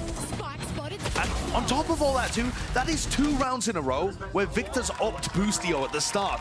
Boostio just desperately wants to use this lockdown. He's the IGL for the team. He's like, man, please let me use my ult. We can win a round with it. And yet he dies at the start 2 times in a row. Cover going out. He's farming it up. Disrespect shown towards A. Ruins taken. I mean, Victor's just on it towards Mound right now. This is such a deep angle. It's exactly what Demon 1 was doing most of the time as well when he had that op. But I think Victor here, if he does get stunned or flashed or something like that, is going to look to wall and try and run out. He's on such a deep position, though. He might even be in front of this fault line. Yep. Good smoke. Hides a lot there, obfuscates, and the dog's going to be used to clear that one out. So, key pieces of utility. Dog wrapping around, fully grouped up, flash. It does connect. Victor could not turn in time. Will he land his shots? Finally, the lockdown gets some value. Drop down, should be pushing him back, and maybe there's an opening, maybe there's a chance here. Victor, is he willing to go down with this? Playing it all the way to the final few seconds. He's got his own sprint to just disengage and get out of there. There's a stun towards the back. It will push them all the way through. Flash! It connects it to their own face, and Victor's there right behind him. Shut down that attempt to push deep into the backside. No one taking control.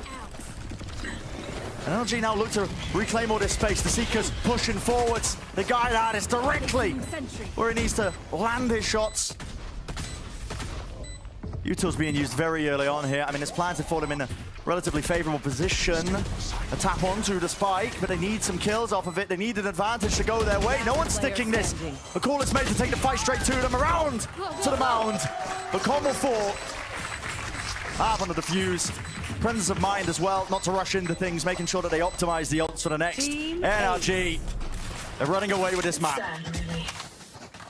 EG's game plan there, off the back of the lockdown coming through, was to try and take spawn control really aggressively. You saw Jorgamo throw this extremely long-range smoke. It blooms right above Victor's head right here. And yet Som and Victor are already in front of it. There wasn't enough pressure to even take that area. So they're not even synced up with the smokes that they are using. NRG are just able to play a little quicker than them with this composition, thanks to the Neon. How quickly Som is able to get into position because he doesn't have to worry about being primary smokes. And Victor is having an extraordinary map right now. He's 20-9. The main duelist for this NRG team being set up so well, no matter who it is. I've got to say credit to Victor. Swapping his roles around this much. He had a drop-off in performance near the beginning of playoffs, but he stepped it up here. Playing such different roles, going from the Killjoy to the KO, now to the upping Neon. He can play it all. It's all over the place. Chance for a kill. Ooh. Wide. Toxins going The up. martial shots just rattled away, but no damage being done to either side. Toxin screen down. And Finesse is able to play C alone this round because he can reactively use his pit. So you'll see if Finesse is under a lot of pressure. Yeah, here he goes, getting ready to pit. Yeah. As soon as he sees one player, might as well use it. Cuts off any sort of pivot attempt. Now it is going to tether Finesse to C, but it lets the rest of his team become untethered. Oh! Where's the smoke to block that off? It's not there. It's not there. Not with a solo smoker comp. Oh god. TP's close. Jorgamo. Lucky he didn't die prior. He's able to get that trade at the end of the day. Now the Seeker's pushing him all the way back and through. Flash on top of it. The B site going to be claimed at least with the space there, but they still have to get this spike down. Plenty of opportunities for this retake. Now to come in a bit of a flood attempt with time running this short, this low. Is the call made for NRG? No, they give them the space, so EG get that plant down. Now they have to try and retake control of some area of this. A fight taken, Crashies.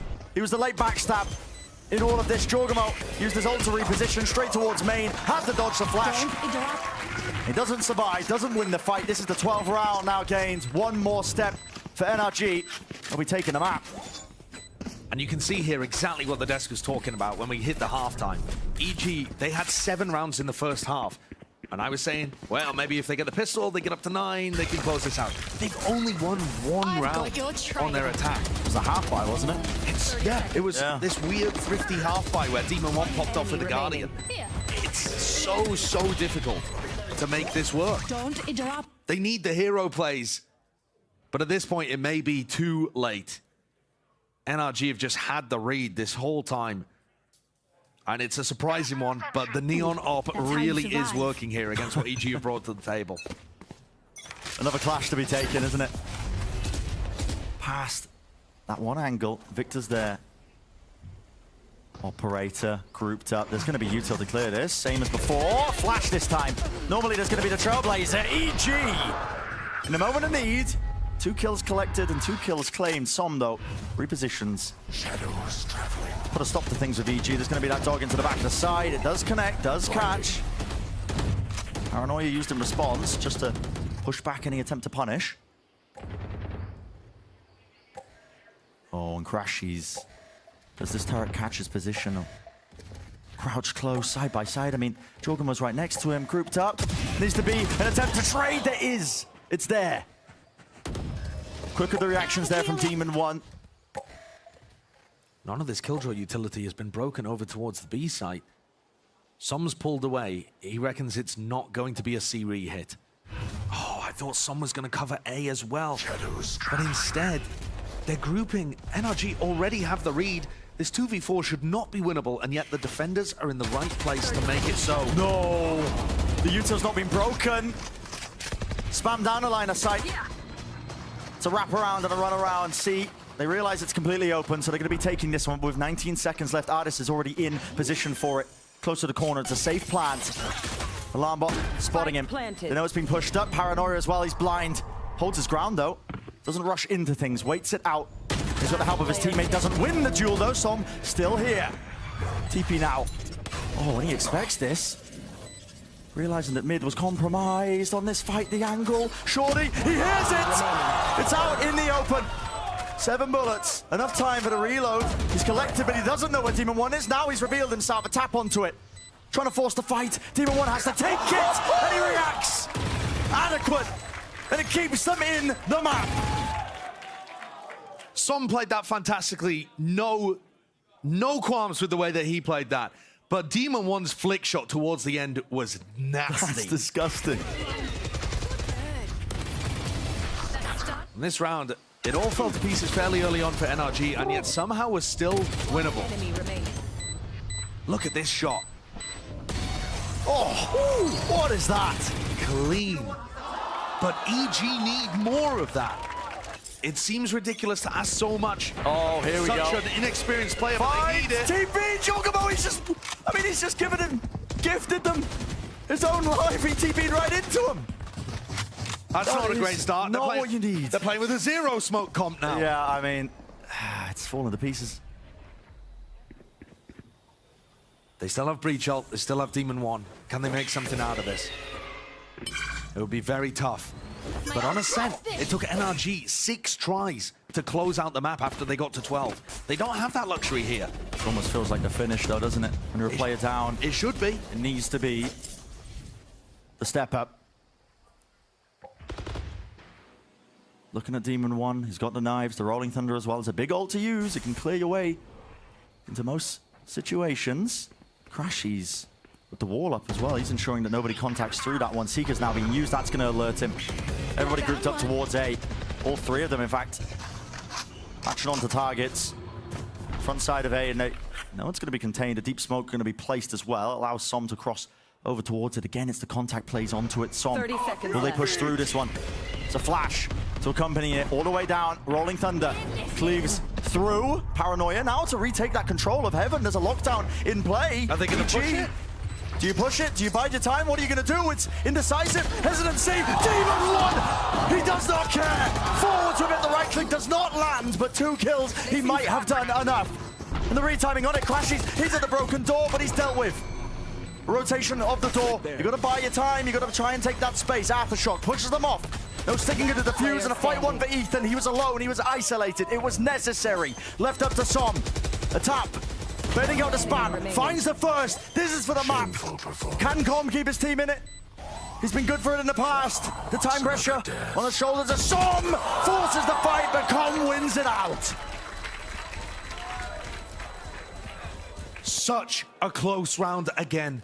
And once more, the only thing that's keeping EG in this map is the hero plays. And here it is. From Demon 1 once more. They've summoned him and he appears. 18 kills right now. Not quite leading. There's 3 players in NRG with more. But in terms of what he's doing for his side, he's been big. He closed out the 1v1 to win round 21. He gets a couple there to make round 22 winnable.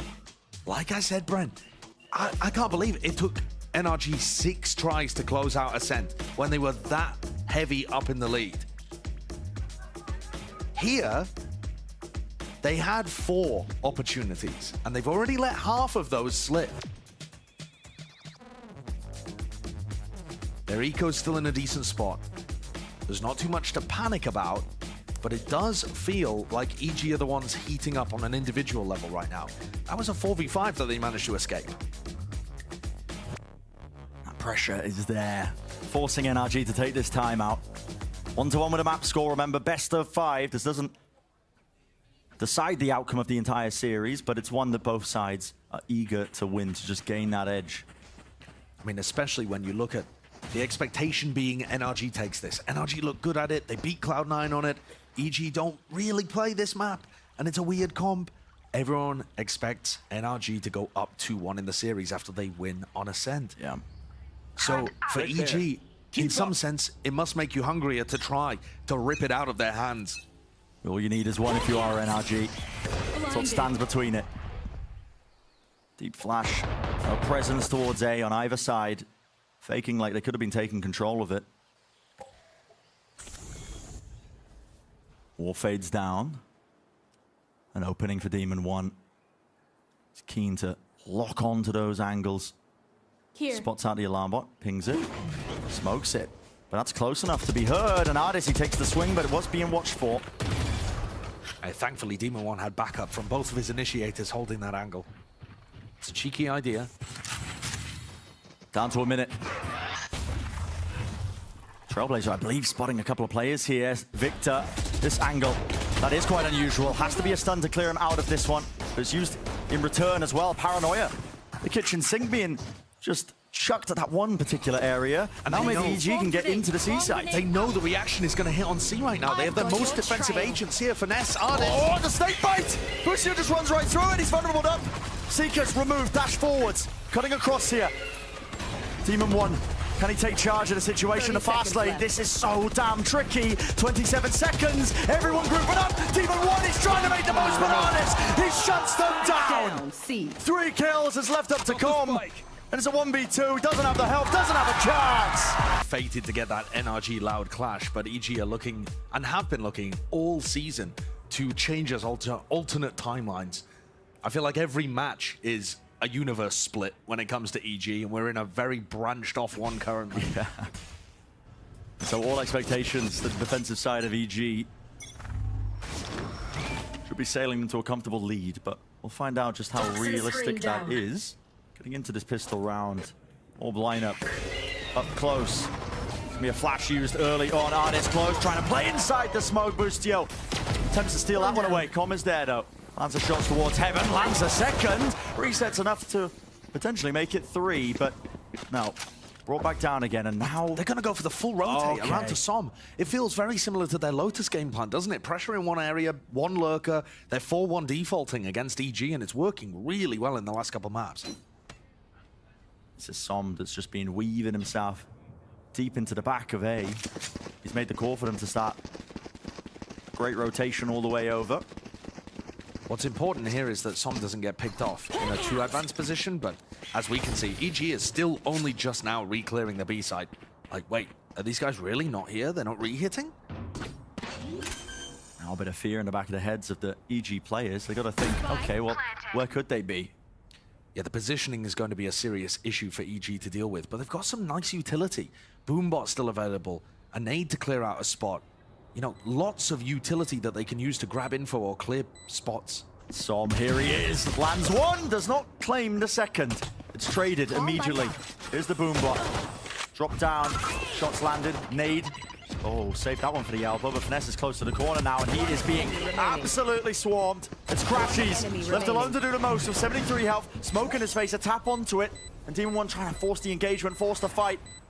Bides his time, waits it out. Here's the footsteps, no way!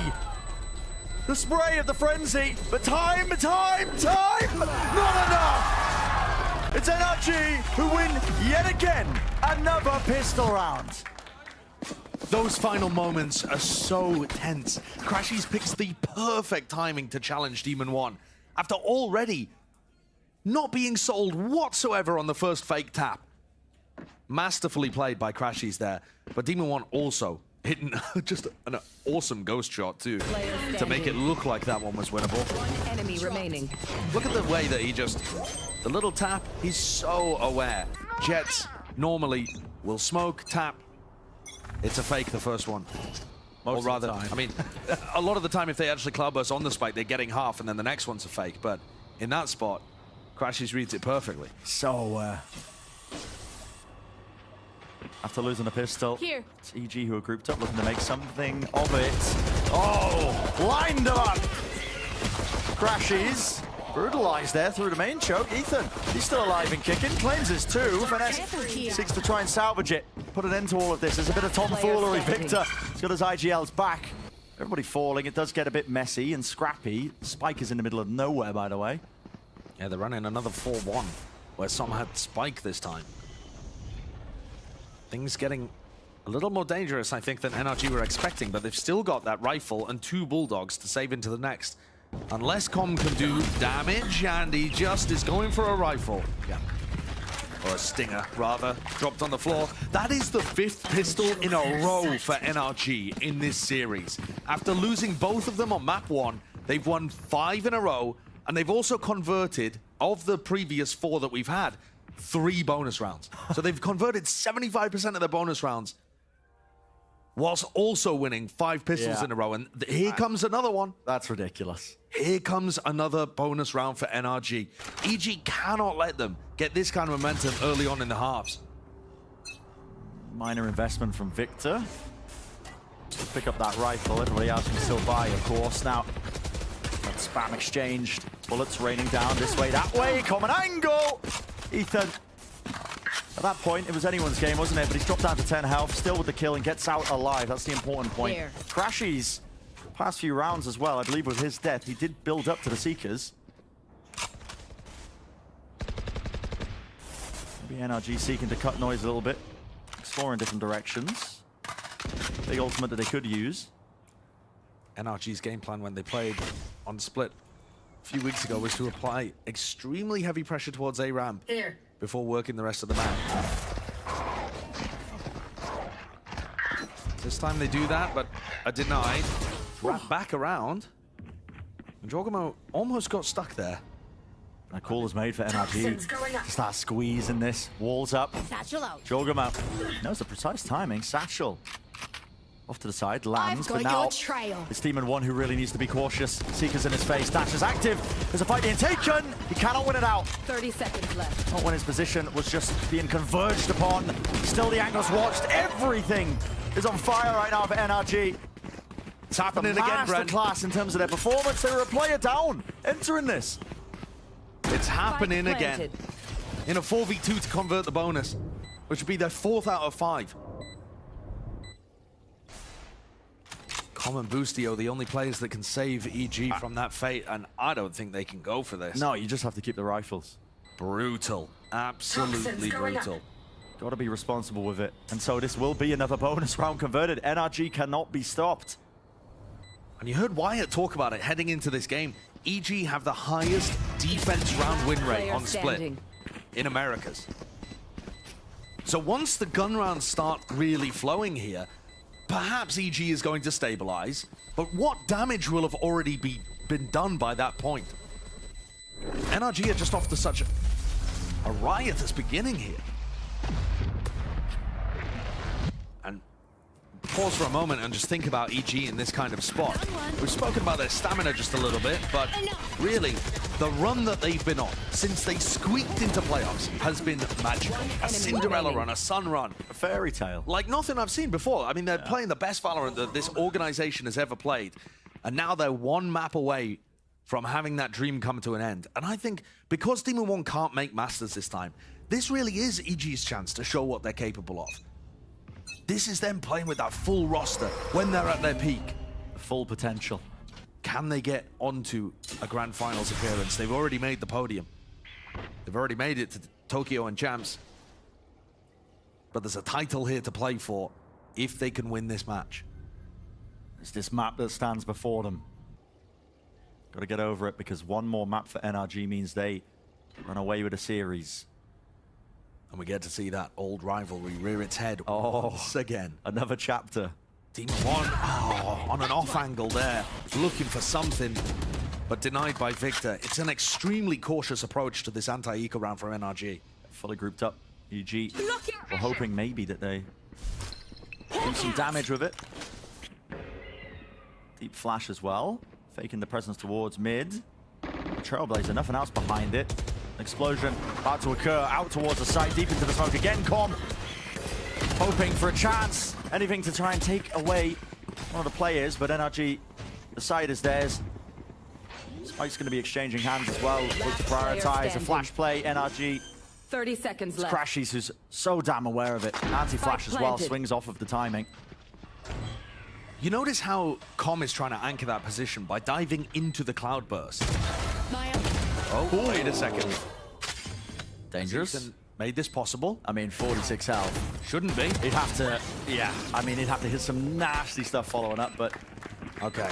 So NRG, they're able to convert that one. You see the way, though, that Com tries to play that. He dives himself into the Cloudburst. We saw that before in a previous round, and it's also really reminiscent of how a lot of the EG players anchor on Haven, trying to move forwards instead of backwards when the pressure comes through, and get inside smokes, catch people unaware. But NRG are just reading that kind of stuff. Enemy remaining. They've not found value out of that today, Evil Geniuses. Looks like It's an unorthodox way of playing where they want to hard anchor, fight everything. here. And it definitely caught NRG off guard previously. I think they've learned their lessons. Done round now, EG have to put a stop to this at some point. Might start to become a little bit too late. We spotted out there. Viper's Pit's going to be used in the response to that, seeing those two players. So Com seeking to put a stop to this, but Victor's got the showstopper. There's a Trailblazer in the hands of Crashies. They might want to try and cook something up. No. I mean, I actually really like the idea of doing that. I think first you just need to check vents and make sure that you're not getting fast flanked if you go for it. And They're then still they're going to go gonna for send it. Yep, Satchel's there. Snakebite. Drop down, already past the point of no return. Vulnerable up. It's a squeeze onto the site. The rocket goes wide. Damage is being done. And the kills are landing. It's all on the camp of EG. Still the Viper's Pit is up, and that decay damage kicking in, but as Com falls, so does that one obstacle. Spike still needs to be planted. There has to be a safe, tucked position.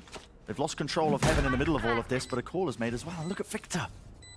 Deep into the spawn. There's a wow, he's playing. He's playing in front of the Cosmic Divide as well, way further beyond where EG would be expecting him.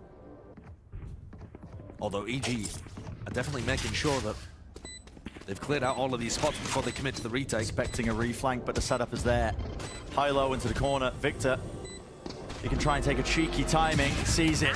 Jorgamo walks right into it, even with the spray down though, and now this is dangerous. A nade off the defuse. Time being bought. Team of one covers, and enough time is there.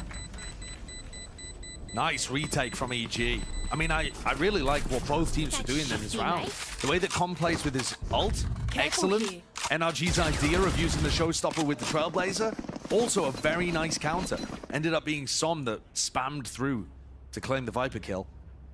EG's retakes were super clean on some of the previous maps that we've seen today. And there's the first of many that they will need in order to keep that defensive win rate high, as it's been throughout Americas on this map. A judge in the hand of Boostio and in Ardis' hands too. Although Ardis is cheating, he's got the Blade Storm to work with. Yeah, still got that ult. Shouldn't really count, should it? What's the approach here? Knives now. Oh, flash, Trailblazer. An attempt to punish here. They know that it's Ethan who's been playing close. Another flash and a blind. Victor was already in.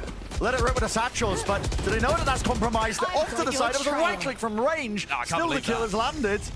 It's Jorgamo who does go down. Seeker's broken, but not all of them. One skirting past. Demon one. And Som is on... I mean, he's just so far away from the rest. Waiting presumably for a star to come online, so he has a pull for the defuse. And this is going to be a save. Devastating call for Boostio to have to make. Absolutely heartbreaking. You're in a 3v5. You've already let NRG get such a lead. You're facing elimination from VCT America's playoffs if you lose this map. And you have to call a save. The approaches in these attack rounds, though, are lovely from NRG. They're starting off the rounds by contacting. You saw in the prior when they went up mid, so I'm talking about the previous round here, they walked up mid, they saw Com jiggle peeking with his snakebite out, and they almost got the pick instantly. Here on A, they contact into the A ramp area, where Ethan's been spamming, and then they double dive on top of it. Yeah, that's a punish. I mean, he can't see a thing there. No, but they just know where Ethan's going to be. It is a little lucky, of course, but at the same time, there's a lot of pressure coming through there from Ardis and Victor. And a great read by NRG. As soon as EG answer back with that one-round win. It's part of the issue, when you just keep getting knocked down onto these ecos. I'm forced to save, but you don't have an AWP. Okay, but look at the positioning of Demon 1. He is going to try and take this Ramps challenge. There could be a Viper Orb in his face, but that one's not going to bloom instantly. He might have his chance. So here we go. Round sticking down. Astra Star laid down a little bit prior. That dissuade them. Double satchel flash. He finally connects. There's kills there. And the dog Spots the two of them. Corralled into the corner. Breaking the util. Piece by piece. There's a mid exploration. A snake bite. Drop down close. This is getting a little bit dangerous. A little bit awkward. Finesse with a snake bite again. What's that? Only one of them being used though. And now trying to take this timing into mid. Boostio close. This judge at this particular angle. So hard to clear a player out. NRG don't look like they have any intention of really working his way into it. Okay, bit of a spot. They know the Demon One's still there. No, they're trying to take the fight. And well, okay, decent by Ardis. Good trade, to be honest. It also lets them re-explore back over to A, and yet Finesse pops himself up into A heaven, realizes there's nothing there, and empowers Ardis to go and take space in B. He's cracked it open. Very nice stuff. Big round from Ardis, who so far has been the MVP of this series, I think. Spike down. 3 versus 3. The positioning quite scattered for NRG.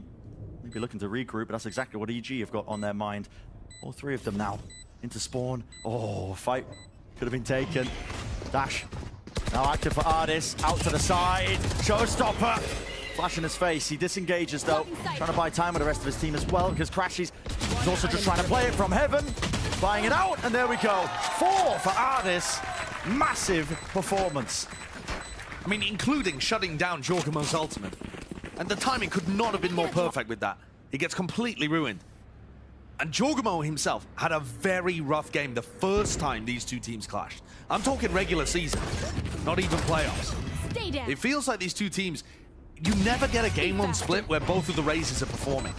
The first time around, Jorgamo went 0-6 in first kills to first deaths. Second time these two teams played on split, it was Victor that ended up struggling. But the game plan here for NRG is just working so well, and Victor's been popping off. One or the other. Half by round, Ethan! Right past. Into the wall, Demon One as well, wants to help him out. The knives are there, the dash is there. And now they've spotted a couple of more targets. Do they still want to fight this aggressively? Yes, call for the util, a nade. Flash for a flash! And what Crashes, how has he gone? Just out of there. I mean, still, right push. Intercom does not have the rifle though. Stinger, only good for the 1. Damage done, heal still online. This is all over the place.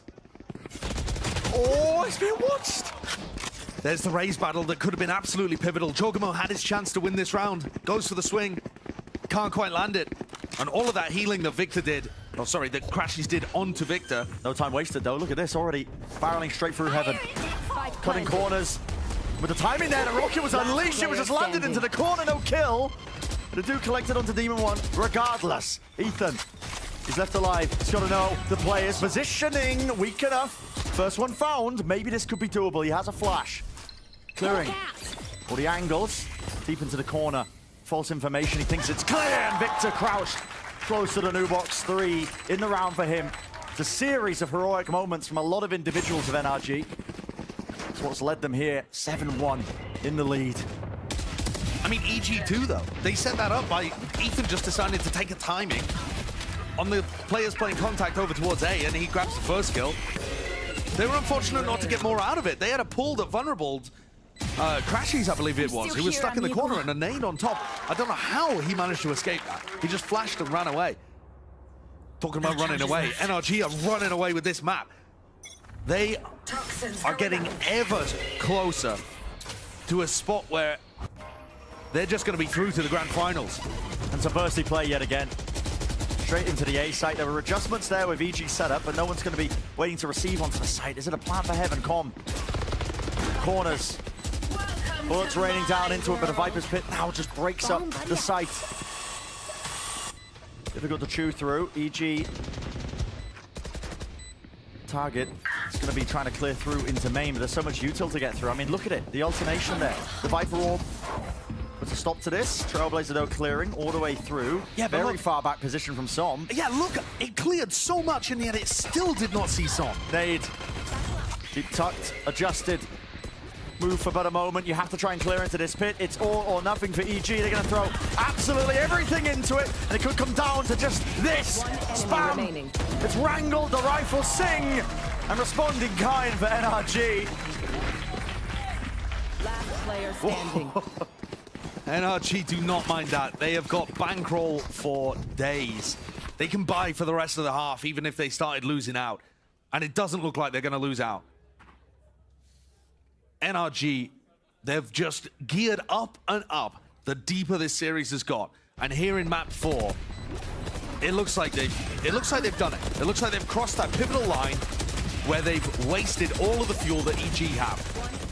Where's the stamina in the BO5? We need EG to come out with a response instantly. These big players, the players that have been huge for them in the past, Demon One, Jorgamo, they need to be stepping up in these kind of spots if they want any chance of heading to the VCT Americas Grand Finals. And here's the breather. If there was ever a time to do it, change the tide of the fight, the battle, right now. It's looking so damn likely that NRG are able to get that 3-1 win in the series. It's such a massive lead. The second timeout that's being used now by EG. You can feel it. Chance of that Grand Finals appearance in the playoffs just slipped away from them a little bit further back, and you've got to pull up into the reserves. You mentioned it, Josh, you know, Ethan discussing that last bit of energy that they needed to get it over the line, the finish line. When they're playing against opponents like Loud, it's happened multiple times. They've never quite experienced something like this. A best of 5 is a completely different beast entirely. And with these players who are still fairly inexperienced, only really Ethan at the helm, who's been in spots like this before. For those kind of players, it really is something new that you have to experience. It's not like Ethan can tell them what to do, how to calm themselves, how to pull the best when they need it most. NRG, they've been in spots like this before. Looking a bit shaky at the beginning. Jorgamo steps up to the challenge. Avada's going down. It's quite a nice opening. Oh, here we go. Oh, no way. Brushing past each other. Does Demon One know? He's looking in a completely different direction. Half clearance. Not enough to react or land the shot. Easy enough for some, and with the dog clearing that one, it's all just been picked apart. Advantages that EG were hoping for, seeking out, stolen away. Now they can take their time of it. NRG walking. Casual stroll is what it feels like now towards the A side. That's where they're hoping to end it. It's going to be Ethan grouped up, stacked behind the box as well, close to the corner. That's Jorgamo. Can they do any damage? 1 or 2 kills here would be quite nice, but they're hoping for a round win. Nade into the back. Victor, reactions is there. Not enough damage being done prior. It's up to Boostio. But this is currently looking just like 9 rounds, 9-1 being that scoreline. It's set up. Steadily being chipped away in stone at this point. It really is. A reminder again, EG coming into this game have the highest defensive round win rate on split in VCT Americas. To put that into perspective, usually EG are winning over 8 defensive rounds a half. And now it looks like the best they're going to be able to do is 3. Which is just insane. I mean, NRG have come here not to play, but to win. There's a cold anger about them heading into this series. We spoke about it briefly near the beginning. They see EG as these, you know, scrappy upstarts who have come to try and steal away that top spot in North America. But this is a tremendous answer back from NRG. They have no intention of giving up that top spot. We're done here. Not a chance in hell. No, not by any degree. I mean, they have a fated reunion with Loud in this grand final. Get out of my way. Fast. The updraft dash play, Artist seeking to try and punish. Maybe someone who's just holding that angle right to the side there. Snake by still at his feet. He's vulnerable. He needs help. Bit of a bailout from his team. He is still alive in the action. Maybe now might just get left in that position. There's a bit of a late backstab.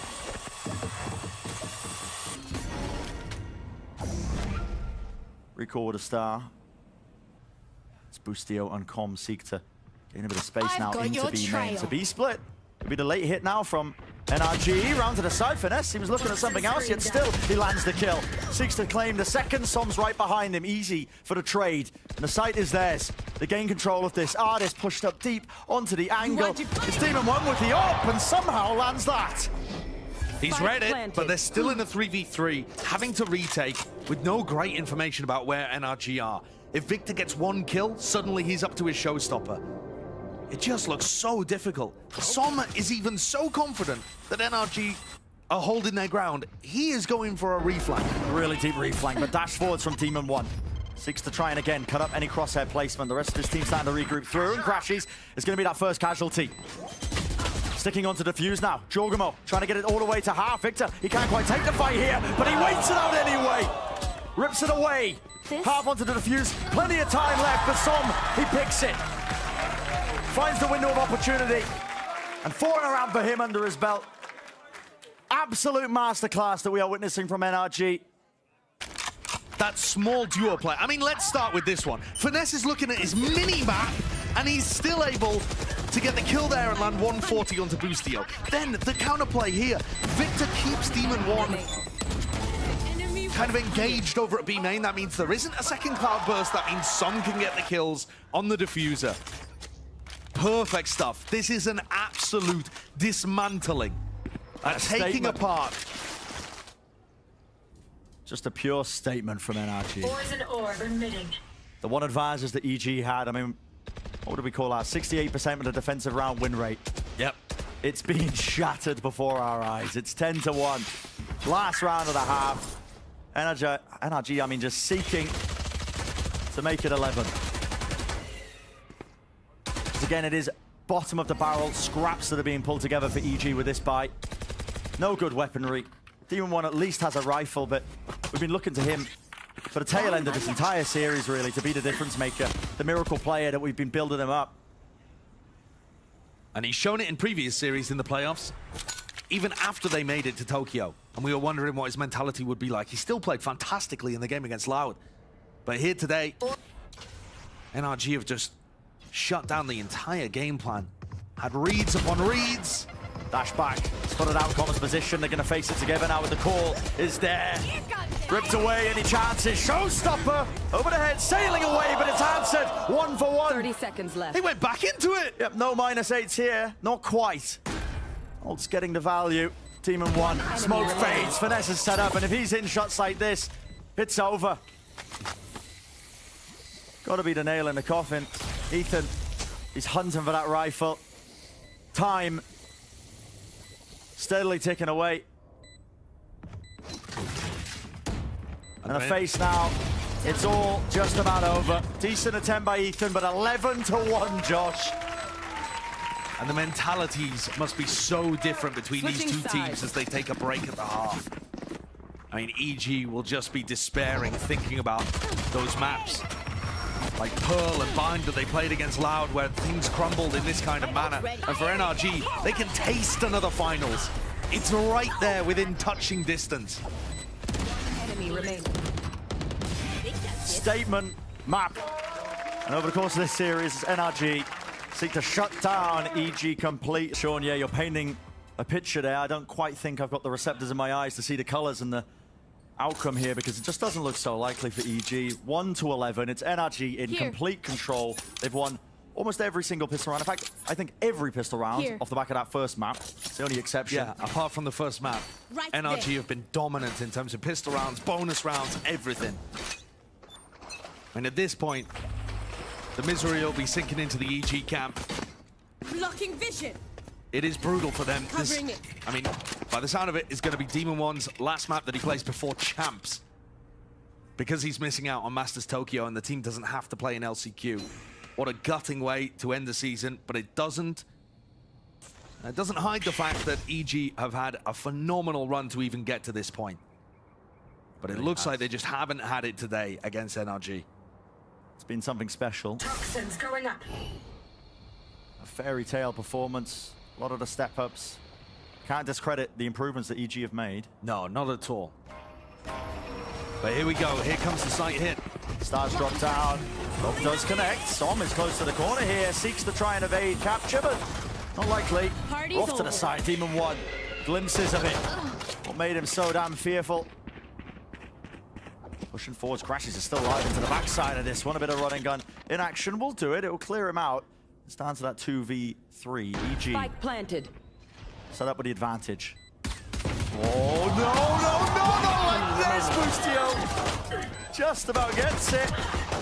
Finesse, hoping for the most of that one, but it's shut down. Okay, so a pistol round for EG. An extension of the play, an extension of the series for now. These players have got to believe in themselves if there's any chance of a comeback like this happening. I would say we've never seen anything like it, but at this point in Valorant, we really have seen it all. However, it seems a monstrous task. NRG, their defense side, has just been excellent here. And despite having some shaky moments in previous maps in terms of closing them out, most of the time that experience is going to come through. Right there. Demon 1 picks up a Guardian, another opportunity to show us that incredible aim again that we won't see for quite some time. Much prowess on display. They've left him alone to his devices. He's got one teammate at his back. That's Boostio. Making a lot of noise, having fun with it. Deep into mid, Artis! What a time to take a fight. Jorgamo looking in completely the opposite direction. 3 shorties sprinkled around the map here for NRG, and then Ardis, who's being mobile with a Sheriff. Yeah, I mean, it's just individual traps all over the place that you just don't want to detonate if you're EG. If you don't use util to clear one corner, who knows? Could be a shotgun in your face. Reposition from Ardis. Contact. Doesn't get the kill there. It's Demon 1 instead. He's able to win it. Down onto his head! Demon 1! Sat right down on him. Only for the 1, though. 3 versus 3 close to the corner. Guess who's still alive and kicking? It's Som. Down, head pokes up, looks for the kill, looks for the shots. Boostio's there, reactions online. Victor makes the most of the chaos of the situation, enough to do a bit of damage there, yet still it's EG who do convert that anti-eco. The score was something similar to this on Ascent as well. Another moment, I think, to reflect on how well NRG have taken maps that they lost against EG and turn them into destructive flattenings. Enemy remaining. Again, the last time that these two teams faced off, it was Haven, a close win for NRG, and then it was Split and Ascent, where EG won. Both of those maps have been completely one-sided in the opposite direction here today, showing you how good this NRG squad is at learning from their mistakes and making adaptations, reading their opponent, and coming out with the win in rematch games. They're truly incredible at it. Yeah. Adjustments and reads. Central key to NRG's success over the last couple of years.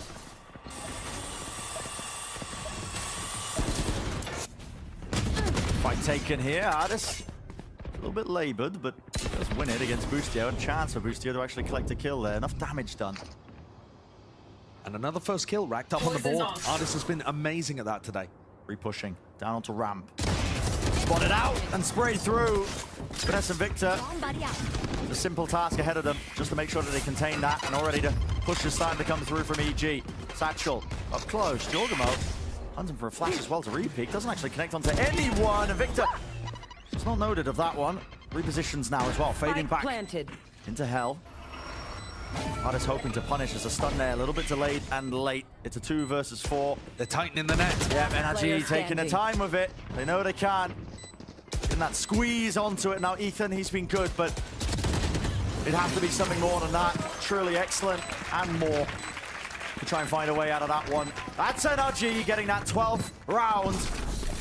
One step away, 1 round away from sealing the deal, taking the series. Series point in our lower bracket finals. 1 round away from that rematch against Loud.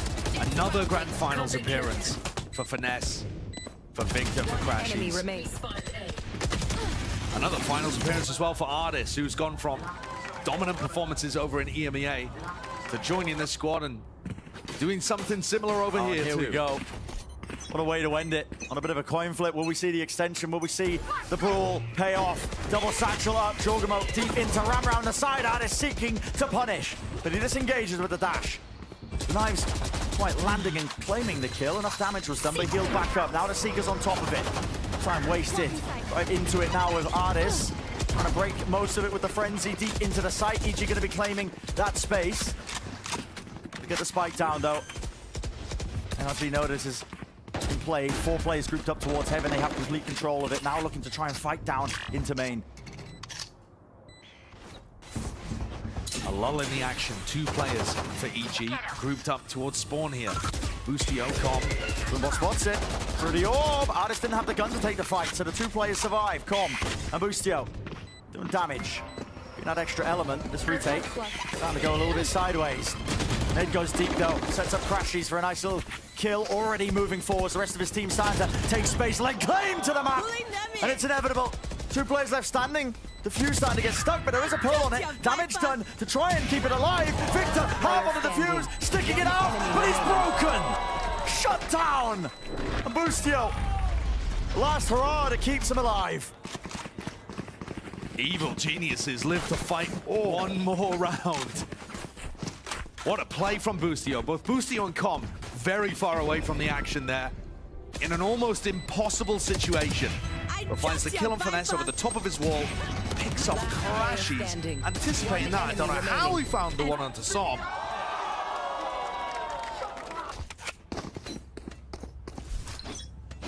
Scatters things just a little bit.